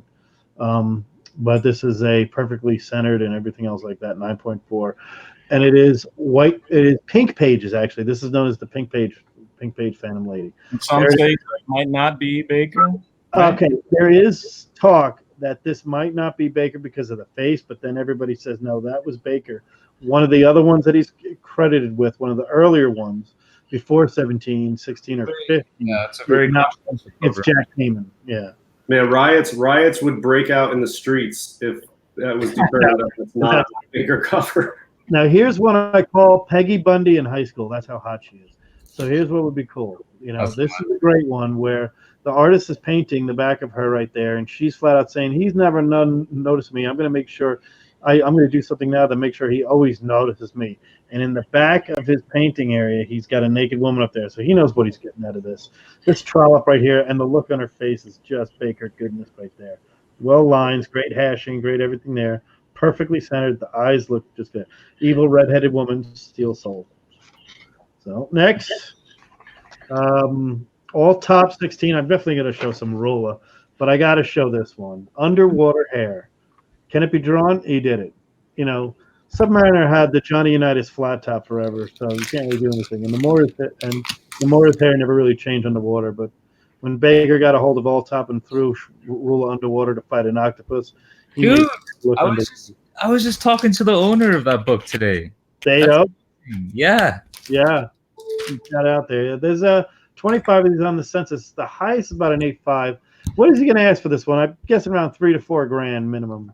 I know he paid a lot for it. I don't remember. That's about what it's about. $3 to $4 grand. No, that's an amazing cover, and an 8.0 is just that's beautiful. Yeah. Here's another beautiful one here. Authentic Police Cases, number 6. I think this kind of fills the Dark Age stuff right there. DS. This is I think that qualifies. Yeah, the woman getting tossed out of the back of a train right there with the neck in pure. Let's talk about panic on a face right there, drawn to a T. The bulging eyes, the rage on this mug sumbitch right here. An Authentic Police Case is perfectly drawn. The skirt torn, the shirt torn, suggestive across throughout right there. 8.0 is the highest. The last sale, this very rarely comes up for sale. I will say that. There are 21 in the census. Guys, keep these. I'll be flat out. This is stuff that people do not get rid of. Straight Flexing has one, of course. He's going to show that right now. It's beat, but I figured I'd run to pull my copy. As you know, the 8.0, the 2.5 recently sold for in 2017. And then this one as well. 600. Yep, that's the one I like right there. That's some great Bakers right there. Crazy, like rapey style cover. He's climbing into the back seat there. I mean, yeah, the dialogue is great. That's shooting up in value right now. Move over, scoot over. That's it. Next one we got here. Let's do the next one here. Sorry, button. Okay, next one. Crime Reporter. Now, I think this borderline. It's not really gory, but this is a woman running out of her dressing room. Right here, it's a classic. It was Crime Recorder number 2. 9.2 is the highest. However, in June, a 2.5 sold for about 300. But the last one that graded anywhere, there were only 27 on the census, was in 2017. An 8.0 sold for 2,600. I assume that would be about 5, close to that now. This is a verified Baker cover, and it's been verified now, so it's freaking signature right there. If you ask me, it's good enough. But they said that there, and it's actually used in Sodi, I think, one over there. But there is a 9.2 out there. Here's one here. We've got 3 left. Here is another one here. Wartime Romances. This is a classic Baker cover of the glamour girl, of the suggestive girl. So apparently these 2 sailors are sitting here. He's like, man, I want to get with her. And he's like, man, that bitch stole from me last night, that gold digging bitch. And that's what a gold digging bitch looks just like. So great job, Matt Baker. Great series. That's probably my favorite Baker series right there. There are only 11 on the census. 6.0 was the highest, and it actually was very affordable a year ago for $1,800, but everybody knew that was crazy. It was one that sold recently that was a complete steal. That was a $2,000 to $3,000 book of a Baker cover that I was getting. Oh, this one. This one I meant to. This one. It's a 5.0 sold for about $2 grand. A 6.0 a month ago sold for $1,320, and that book has just changed hands. I know, for about $2,500. Yeah, that was a steal. That was a steal. Everybody knew it was. It was on Comic Connect, and nobody bid on it. But here's another one here. Which would I leave off? A Crime Reporter, or did that where? All right, we got another one. We got to show one last Rula right here. Oh, actually, you know what? Zoot. Let's show this one. This is a classic here, used in Sodi, 32. Is an 8.5. This used to be pretty affordable. It's not anymore. There's a couple of reasons. A, it's used for Sodi. There's a suggestive pose that, you got the holies to holies, and then you've got this broad getting carried off by vultures. So it's just one of those, what's going on in your head, man. But good stuff. Rula, always a favorite right there. And finally, one here that I put out that is the NATO is the highest. There are only 16 on the census. The mids have just jumped from $1,000 to about $3,000 to $4,000, and it's because there's so many times this cover's been used. There's nothing gory, nothing there.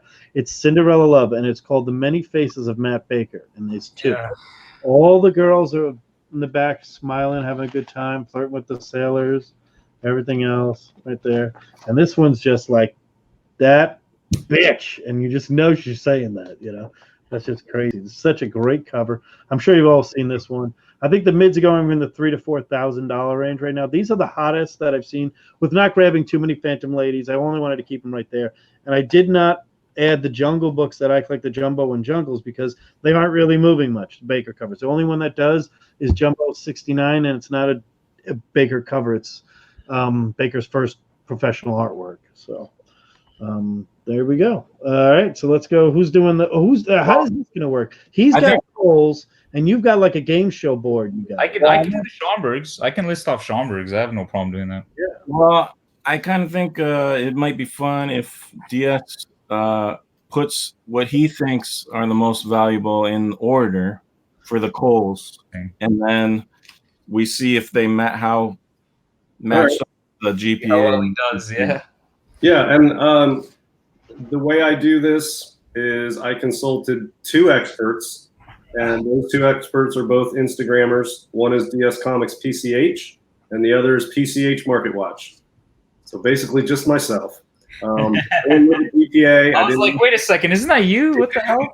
Yeah, so I didn't look at any GPA or Overstreet or recent sales. I just went off the top of my head and refined the list. I think I put one on the list and took one off from what I gave you, Knights, but in any event, pretty much the same list. So, Well, do you want to say what your number 12 is? yeah, I'll start with number 12.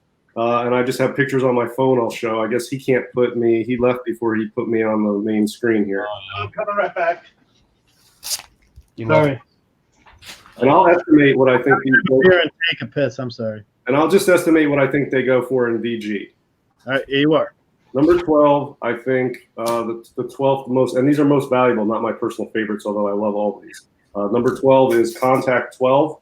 I think that is probably the 12th most valuable LD Gold book.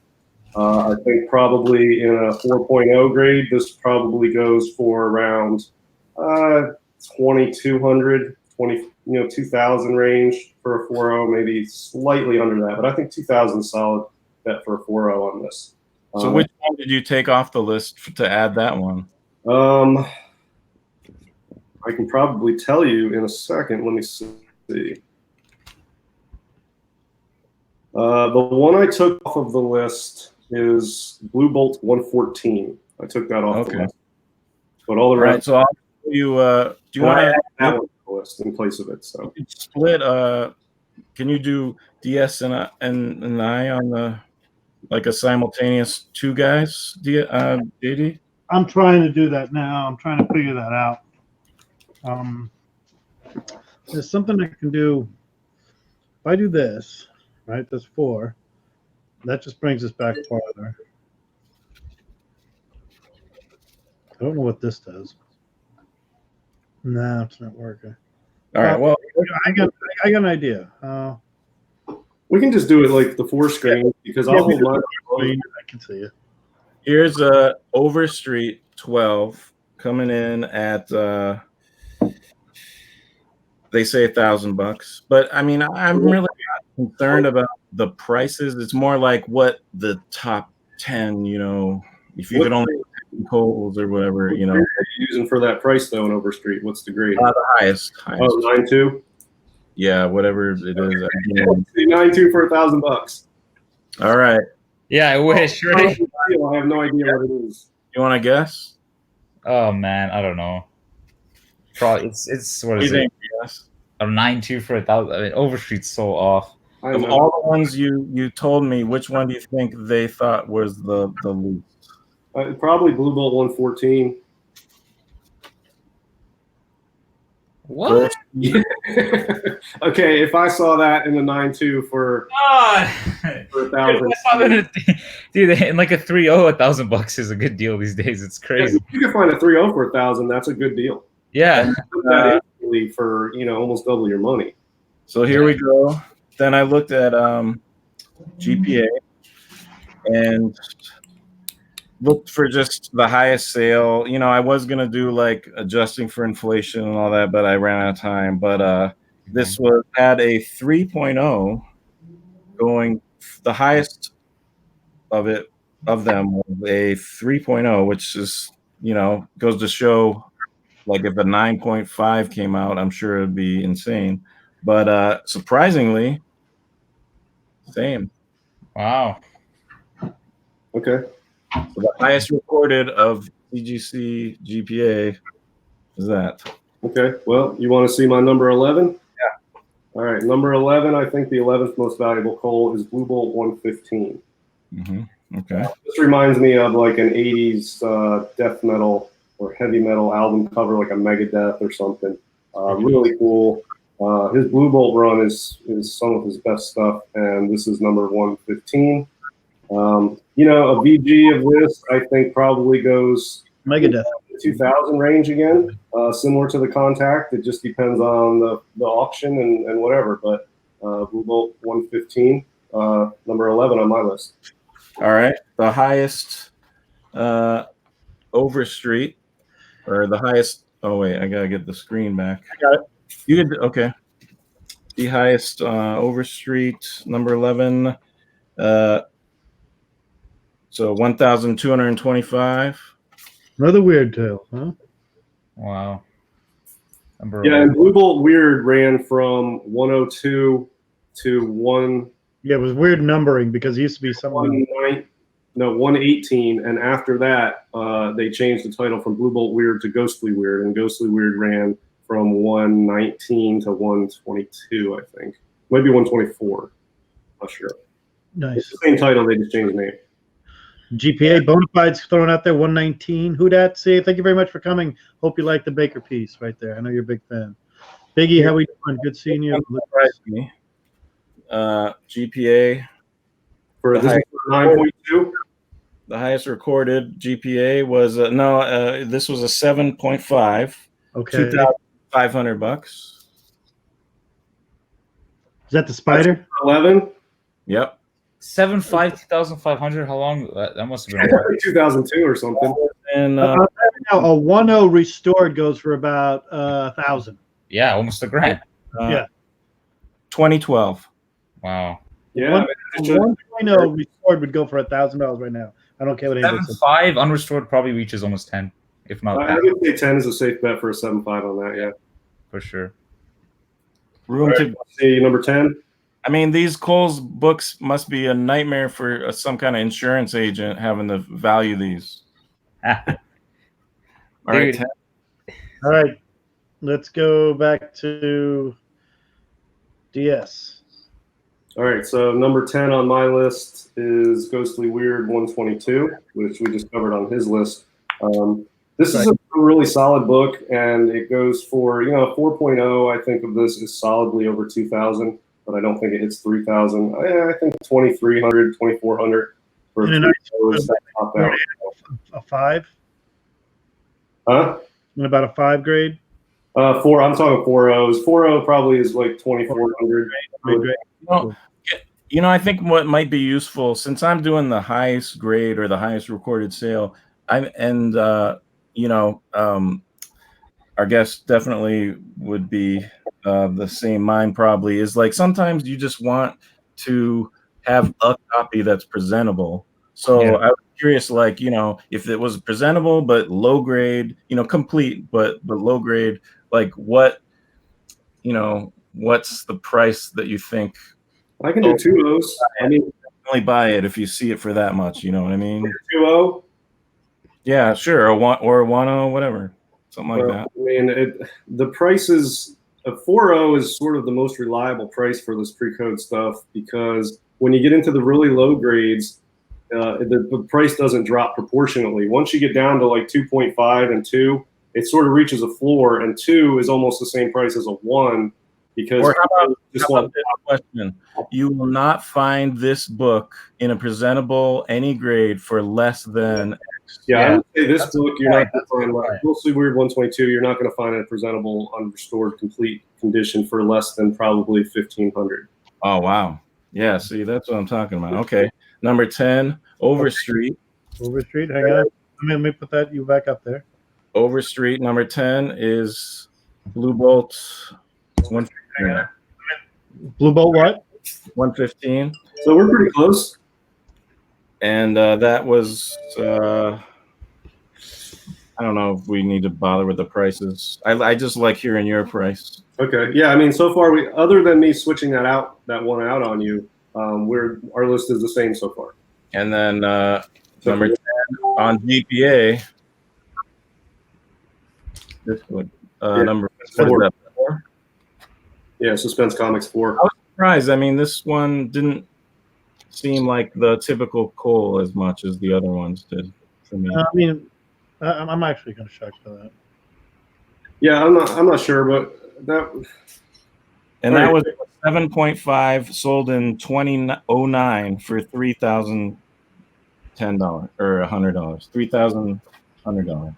Yeah, but the Suspense Comics they retained value a decade ago more than some of the pre-code horror. The pre-code horror was dirt cheap. The Suspense Comics run wasn't dirt cheap really back then. Even still, it was cheaper than other stuff because Golden Age was cheaper. But the Suspense Comics were always sort of coveted by Golden Age collectors, where pre-code was just, if you were buying a bunch of pre-code horror stuff at cons, people were like, "What's wrong with this dude? He's wasting his money."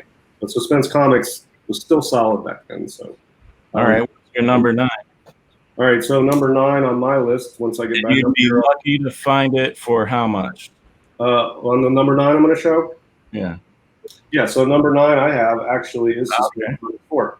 Yeah, it's pretty close. That's pretty cool. You guys got a nice close. And how much would you like? it. If I just want a presentable copy, how Yeah, much? I mean, this is a tough one to judge the value because it's one of the rarer ones on my list, and you just don't ever see this one. And you know, So a buy it quickly. presentable, decent copy of this, I would expect to be in the probably $1,500 to $1,700 range. Wow. There's going to be a lot of lower grades, a lot of restored copies. Yeah, there's a lot of 0.5s I've seen. Yeah. But restored. you know, you're going to be paying for something above a 0.5 though. You're probably going to be paying 15 to 17 for it, I would think. I think this is an underrated book, but in this title, there's so many better books that they overshadow this. That's the problem with this one. Yeah, Call that a problem. It's an awesome book. But it's Yeah. still one of the top ones. It's a I great think. book. It is the scarcity of that one is its luring factor. You know. yeah, and there's only 12 issues in that title, and this is in the bot. There's half of them are better than this, which is crazy. But I mean, that's just how it is for that title. All right, Right. 9. So Overstreet, number 9 is. No, I do not Yeah. expect that. I would expect that to be higher. Blue Bolt. That cover should not be anywhere near number 9. I know they claim that in a high grade it's $2,200. You guys want to know what the ridiculous. highest sale was that just sold? There was a 9.8. You guys want to know what it sold for? And I think it's actually affordable. A Well, not 9.8 could be like 25 grand. Even more than that. Not affordable, but I think it's reasonable for what that book was. It went for, I think, 35 grand. 35, yeah, for 9.8. Yeah, I think that's a good price for that book. Is 9.8. Amazing that there's a 9.8 out there though. Exactly. Like there's barely any 9.8s of these types of books. Which the Blue Bolt last- was that? There was a 7.0 that went for 7 or 8K, or a 6.0 that went for 7 or 8K. So it's pretty, it's up there. Night. Here's number 9. What Blue Bolt was that last one? 105. One was 105. Yeah. And here's GPA's number 9, which is a 7.5, went for $4,391 this year. And which one was that? 5 is a pretty high grade, but that's selling for 400, 450 a point in mid grades. You can get a 4.0 for like 1,800. And what weird number is that? Weird Tales. Which one? That's 114. 114. Okay. Trying to keep All right. up. You can keep showing it. All right, DS. I'll show you my number 8. Hang on. Ooh. Almost got it. All right, so number 8. And if anybody's into cold books, you're going to start being surprised that I have these this low, but then, the ones ahead of it are, obviously. So we're getting into really killer cold territory here. So number 8 on my list. How much will this cost me to get a decent copy? This is Flight 11. A decent copy of this is probably going to run you, probably 1,600, 1,500, something like that. But when you get into mid-grade to this, it starts to climb. I think a 4.0 is probably going to be like 2,500 at this point. And it just we haven't reached the 2,000 and above yet level. So no, I think a lower grade copy of this is not going to be 2,000 yet. No, but it's one of those that I've seen out there. It's rare, but it's a tough one to get in a higher grade of that. I will say this: in the mid grade, yes, about $2,000, but in a higher grade, a few 4.5s on the census for this one, and when it comes up, it's I think it's solidly over 2,000 for a 4.0 at this point, 4.0, 4.5. So that's my grade. question: which issue of Suspense is the Devil cover? Don't have to answer it if it's coming up. That's number 11. Okay. all right, here we go. Okay. Overstreet 8 Is. Don't be afraid. that one again. Suspense 4. Suspense. Yep. Yeah. Suspense 4. They had that one. Any love from Overstreet, GPA, or me? They had that at 4,700, and GPA 8.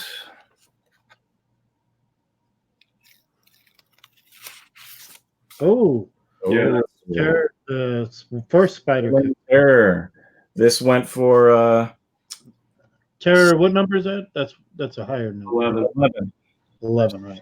Sterling Terror 11 went for $6,882 in 2009. For a 9.2?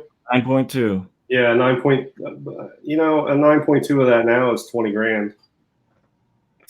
Now that's not the higher of the two Spider covers, right? Yeah, I believe it is. I always thought that the other one was more per point. I don't think it is at this point. I have both of those on my list, so we'll talk about them here in a minute. That's what. Well, I figured as much. I mean, it's Yeah. very good stuff. We have some good people here joining the chat here. Evan, so there are a lot of people liking this. Here, Mike Daddy Austin, 109, very cool, very cool. I'm glad you're liking it. And then we got Bonafide here. I laugh every time I see those dumb floating heads on that cover. Okay. All right, so I've got number 7 ready to go here. 7, numero 7. All right, so number 7 for Cole, I believe, is Suspense 11. Okay. Double cover. Somebody just Double cover. And how much is this going to cost me? $2,000? A presentable copy of this is going to be close to $2,000 now. If you're talking like a 2.0, 2.5, you're talking close to $2,000, probably 1,800 maybe on a 2.5. So yeah, this is there in the list now. Is that a $sign necklace he has?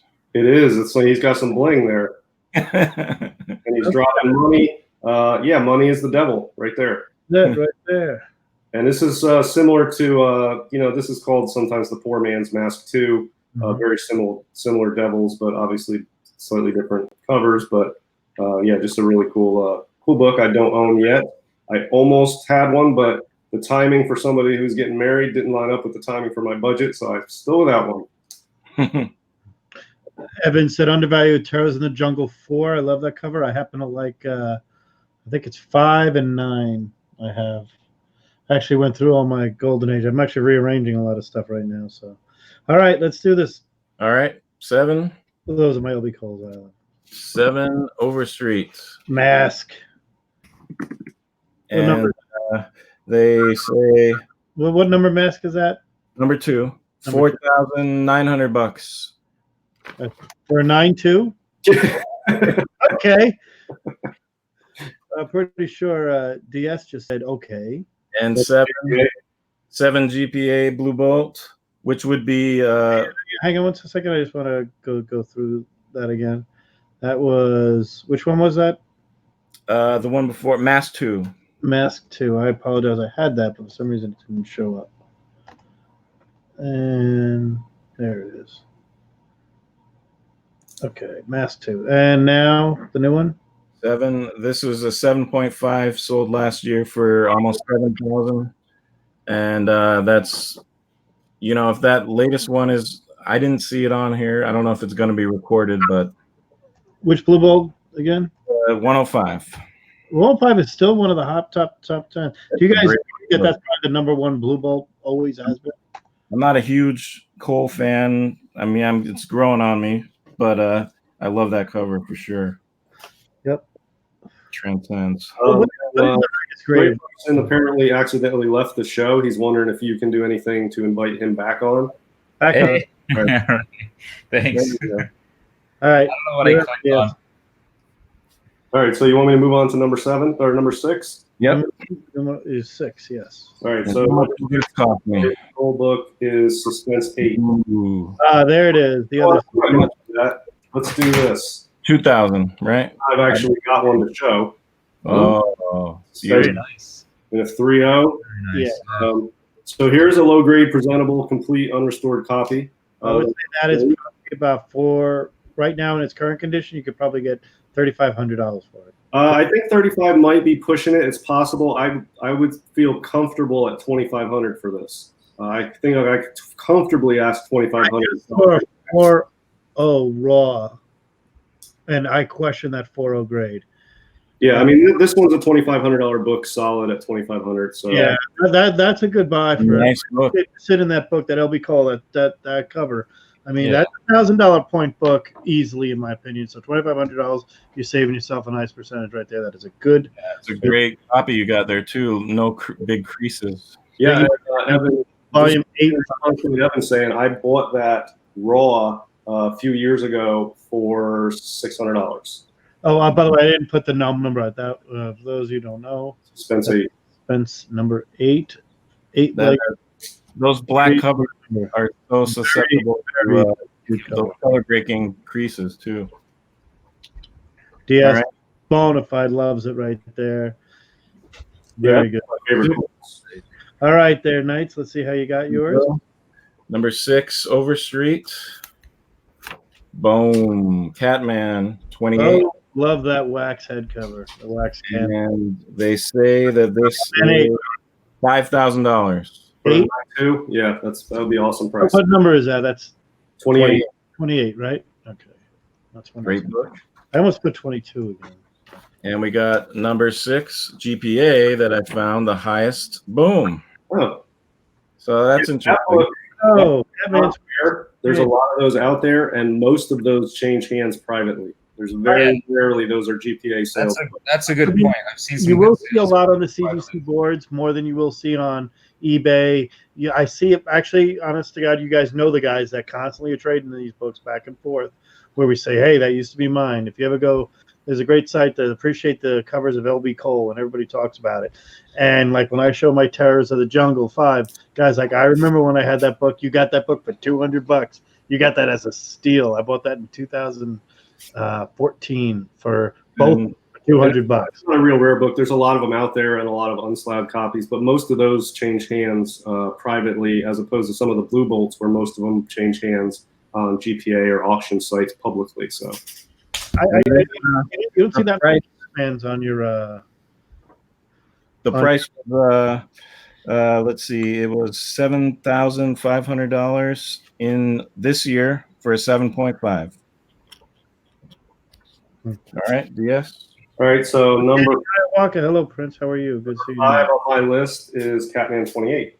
Ah, Oh, look at this, number 5. close. A great presentable copy of this, a 2025 is going to run you about $3,000 to $3,500. This is Wow. just over 1,000 a point, and as you go up, it gets a little higher. But I think you could get a 2.0 for under 3.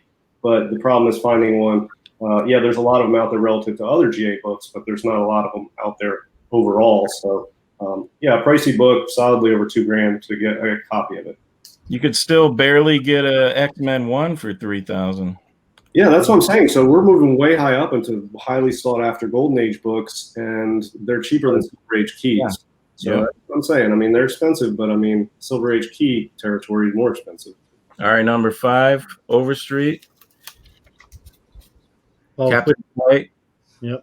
Wow. Number 11? What is it? 11. Yep, $5,000. Yeah. For a 9.2. Yeah.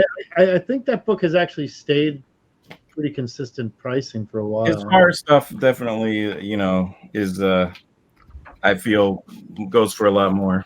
Yeah. All the time. And 5 on the GPA. The money, the bling cover. That's it. Yeah. Flavor Flav saying out here comes $1 bill, yo.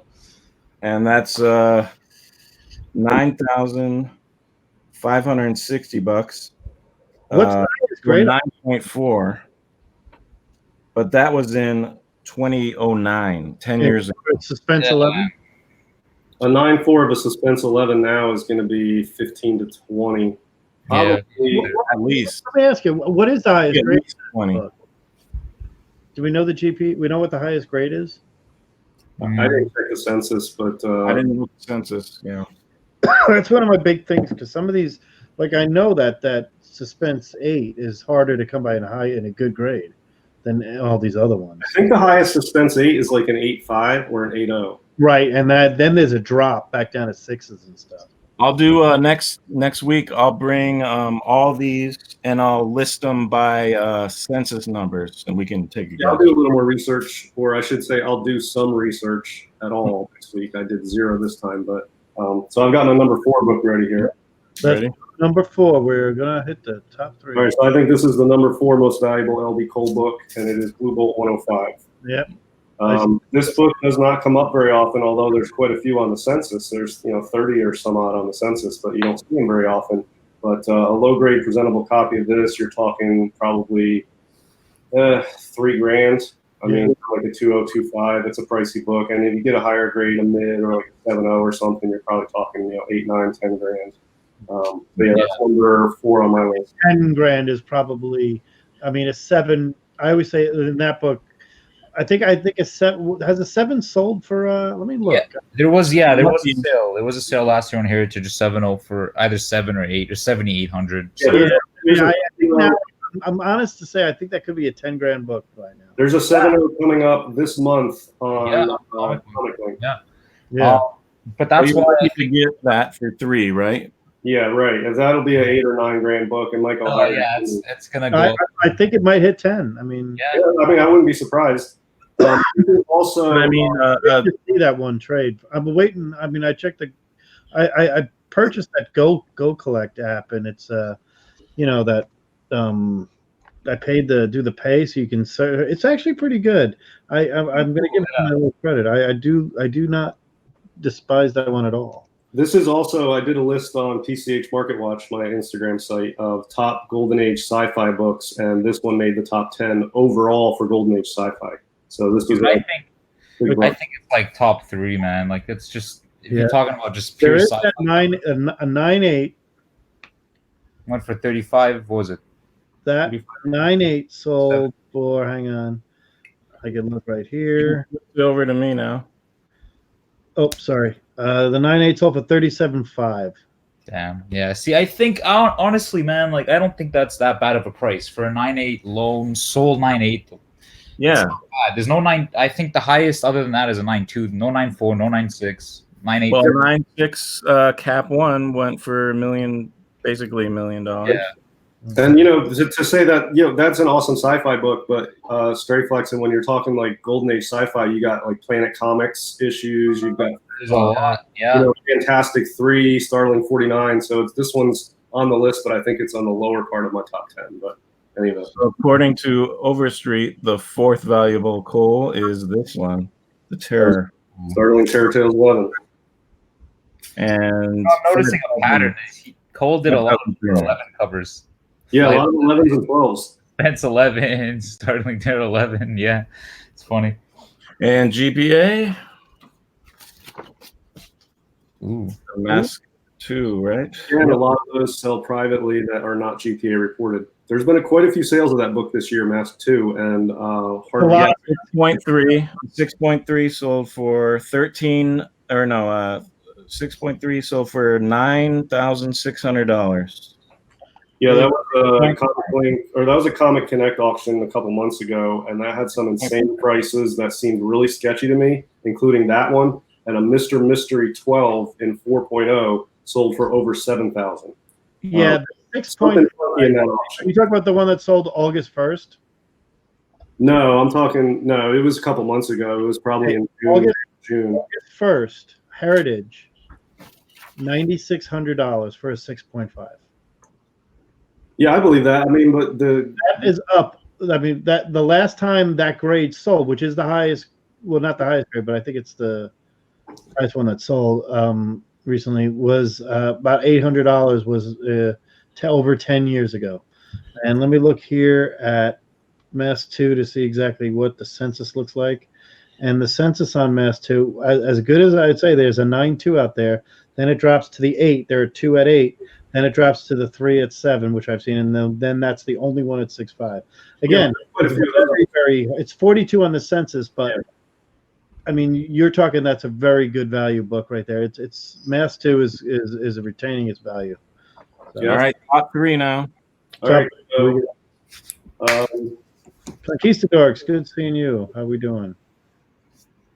you got three Yeah, I'm trying to get the whole thing to work, but I can. All right, it's not working. I'm just going to go to DS. Go ahead. So third most valuable LB Cole book, I believe, is Sterling Fairy Tales 11. Wow, something different. This is one of your, semi-presentable, complete unrestored low grades. One of the earliest PCH books I bought. You're talking 2,500 to $3,000 at this point for a low grade. For 2.0, you're probably talking 2,500. I would say I'd probably sell it pretty quick for 2,300. But as the grades go up, the price accelerates as well. So this is my third, and this is also my favorite PCH book ever. And one of the top consensus PCH books. So Sterling Fairy Tales 11. Is that yours? Yeah, that's my copy. What grade was it? 2.0 off white.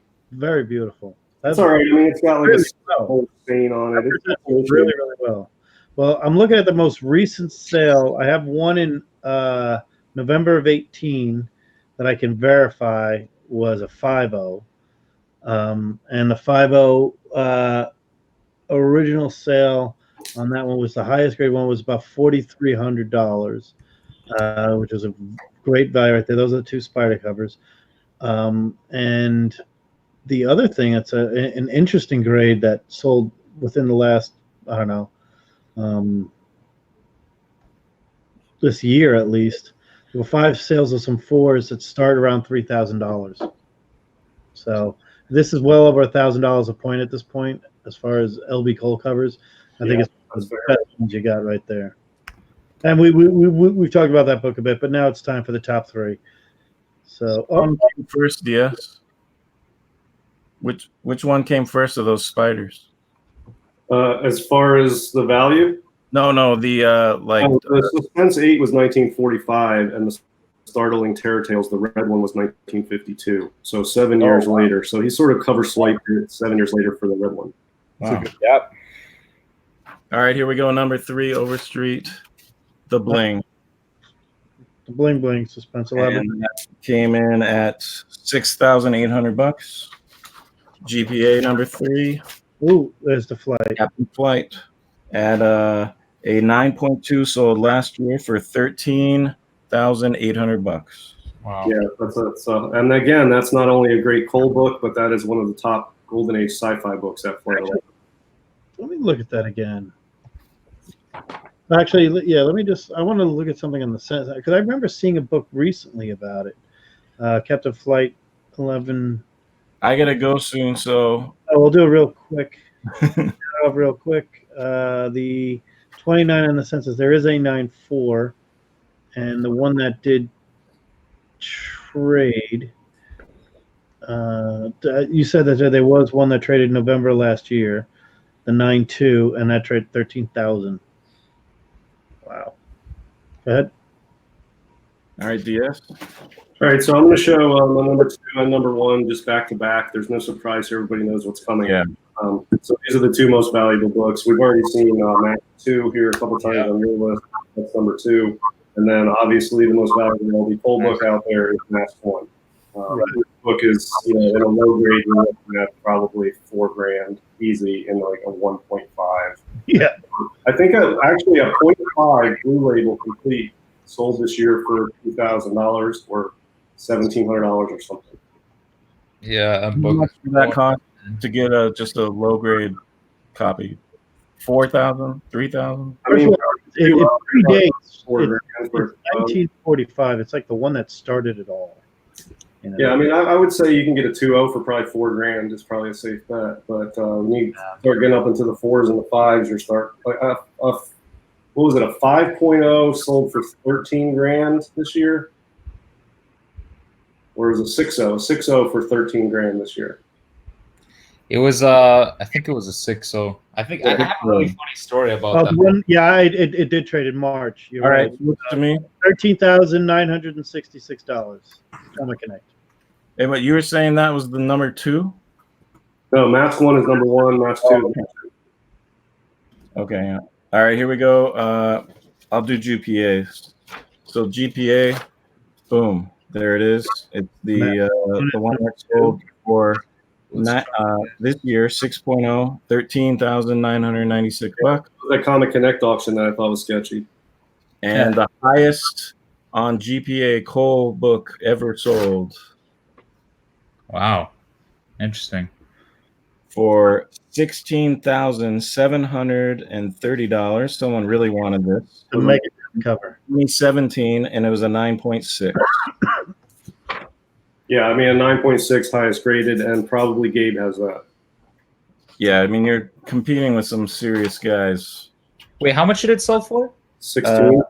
16,730. Oh, so then technically speaking, because Comic Link doesn't record to GPA, the Blue Ball 105 would be number 1 because they went for 37.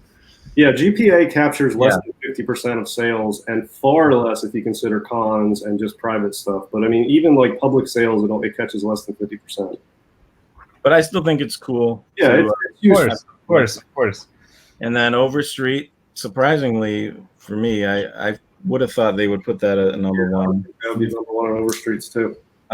8,000, and there's only one left, which I kind of can't argue with that either. I think that one I was saying I think that's the 8,000 better grade. Harder one and a better grade of all their books. Of all those books, I see that one most of the time as restored or below, like 0.5s, 1s, 1.5s. I don't see any really high ones in those. Yeah, but see, Overstreet is outdated, as we all know, but the suspense comics, 2 of the top 3 on Overstreet are suspense comics issues, and the suspense comics have always been popular, so when Overstreet's lists weren't outdated, those lists were the top books. Yeah. And, you know, they've been sought after in Golden Age before this pre-code horror boom, and that's where Overstreet's got most of their data is outdated from that period. So I would expect to see suspense comics high on that list for Overstreet. Nice. So pretty, some of them matched up, you know, and I'd say you definitely can't argue with the top 6. They're so close. I mean, Let me show you a couple polls that are my personal favorites that are not in the top 10 value-wise. I think we're going to see a shark. No, actually, I don't. I have 3 here that I think are top 20 polls, maybe top 15s, but they didn't make my top 10, but they're personal favorites of mine. You want to put the screen on me? I'll show these real quick. Absolutely. Here it comes. All right, so one is Captain Arrow 26, one of my absolute favorite books. This is a solid 3.5. The colors on this, it's like cotton candy. I mean, it's just such a weird color scheme for a Golden Age book. So silky smooth. I just absolutely love it. Presenting cover. I love the cover. I love that stuff. Yeah, really, really nice book here. And this one's tough to find. And, you know, this copy, probably a 3.5, would probably sell comfortably at 1,000, maybe 1,100. Yeah, that's fair. I mean, in my opinion, of course, that's the whole thing about Golden Age and the classic covers. It's all subjective. I like this one a lot better than the other 2 black covers, like Contact and Captain Flight. Yeah, that's my favorite Cole sci-fi outside of Blue Bolt 105. Right. Yeah, but the sci-fi scenes, like Captain Arrow 26 is my favorite, and then probably Flight 11, and then Blue Bolt 108, and then Contact 12 is my least favorite Cole sci-fi.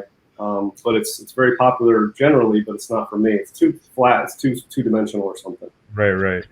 Here's one of my favorites. This is a very tough Cole to find and one of my absolute favorites. It's like a Golden Age Venom. and this is Spook 29. I love that. Oh book. yeah, And that's it's awesome. really like a Golden Age Venom. I mean, that looks like a lava Venom or something. Incredible, yeah. Yeah. Really, really cool. This is a very tough book to find. I got a nice 4.0 of this. Yeah, that's one of those that I look for at cons a lot of times because I do call it like a early symbiote kind of style thing going on, but I also love it because that was his own that's his own brand, right?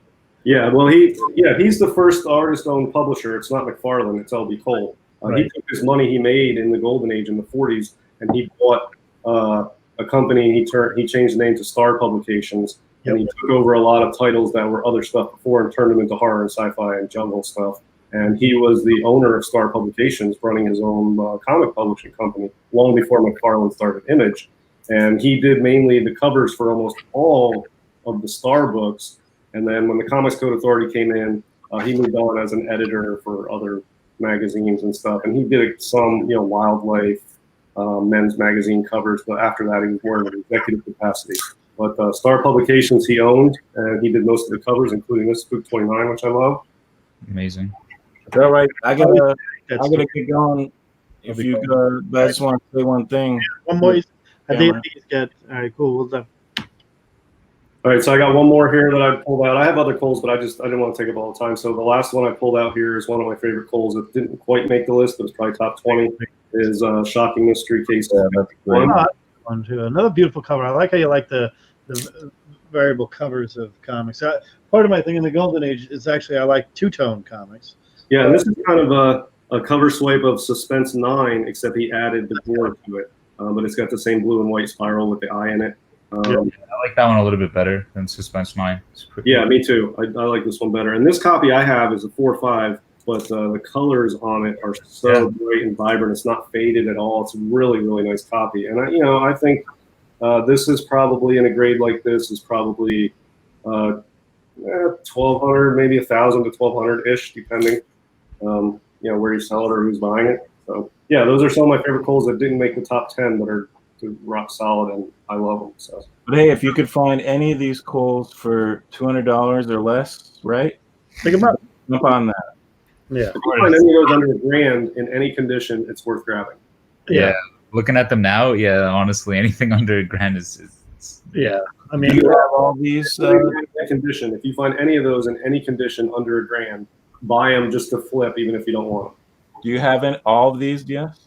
I only have 2 on the top 10, just Suspense 8 and Startling Terror Tales 11. So I he don't. loves the spiders right there, but he has a lot of cool shark covers too. That would So- I would love to see all that on a wall. That would be cool. just Yeah. so cool. It I'll really I'll get there. I'm not. The Cole stuff, the prices have gone through the roof. So there's other Golden Age stuff I like too, and I've been picking up that instead of LB Cole stuff. But yeah, I mean, I'll pick them up here and there, and eventually I'll have the whole top 10. But they're expensive. My top ones for me right now on that list to target would probably be a Catman 28 and a Blue Bolt 105. Those are probably the 2 that I would like next. Suspense 4, I would like. I've got several Suspense issues. I wouldn't mind getting a 4 and an 11 because I just picked up a 2, which is not an LB Cole, but it's the hardest one to find. So the top number one to get in a 1.0 or a 2.0 that's really presentable, the top highest one, how much would that cost? Well, the top one would be Suspense 3, and you're talking 1.0 is probably $25,000. A 1.0? A 1.0 is probably $25,000. What? Suspense 3? Yeah. I mean, Four, I mean, four, five heavily restored just sold for 30. No, I'm saying of these. Talking about the Coles.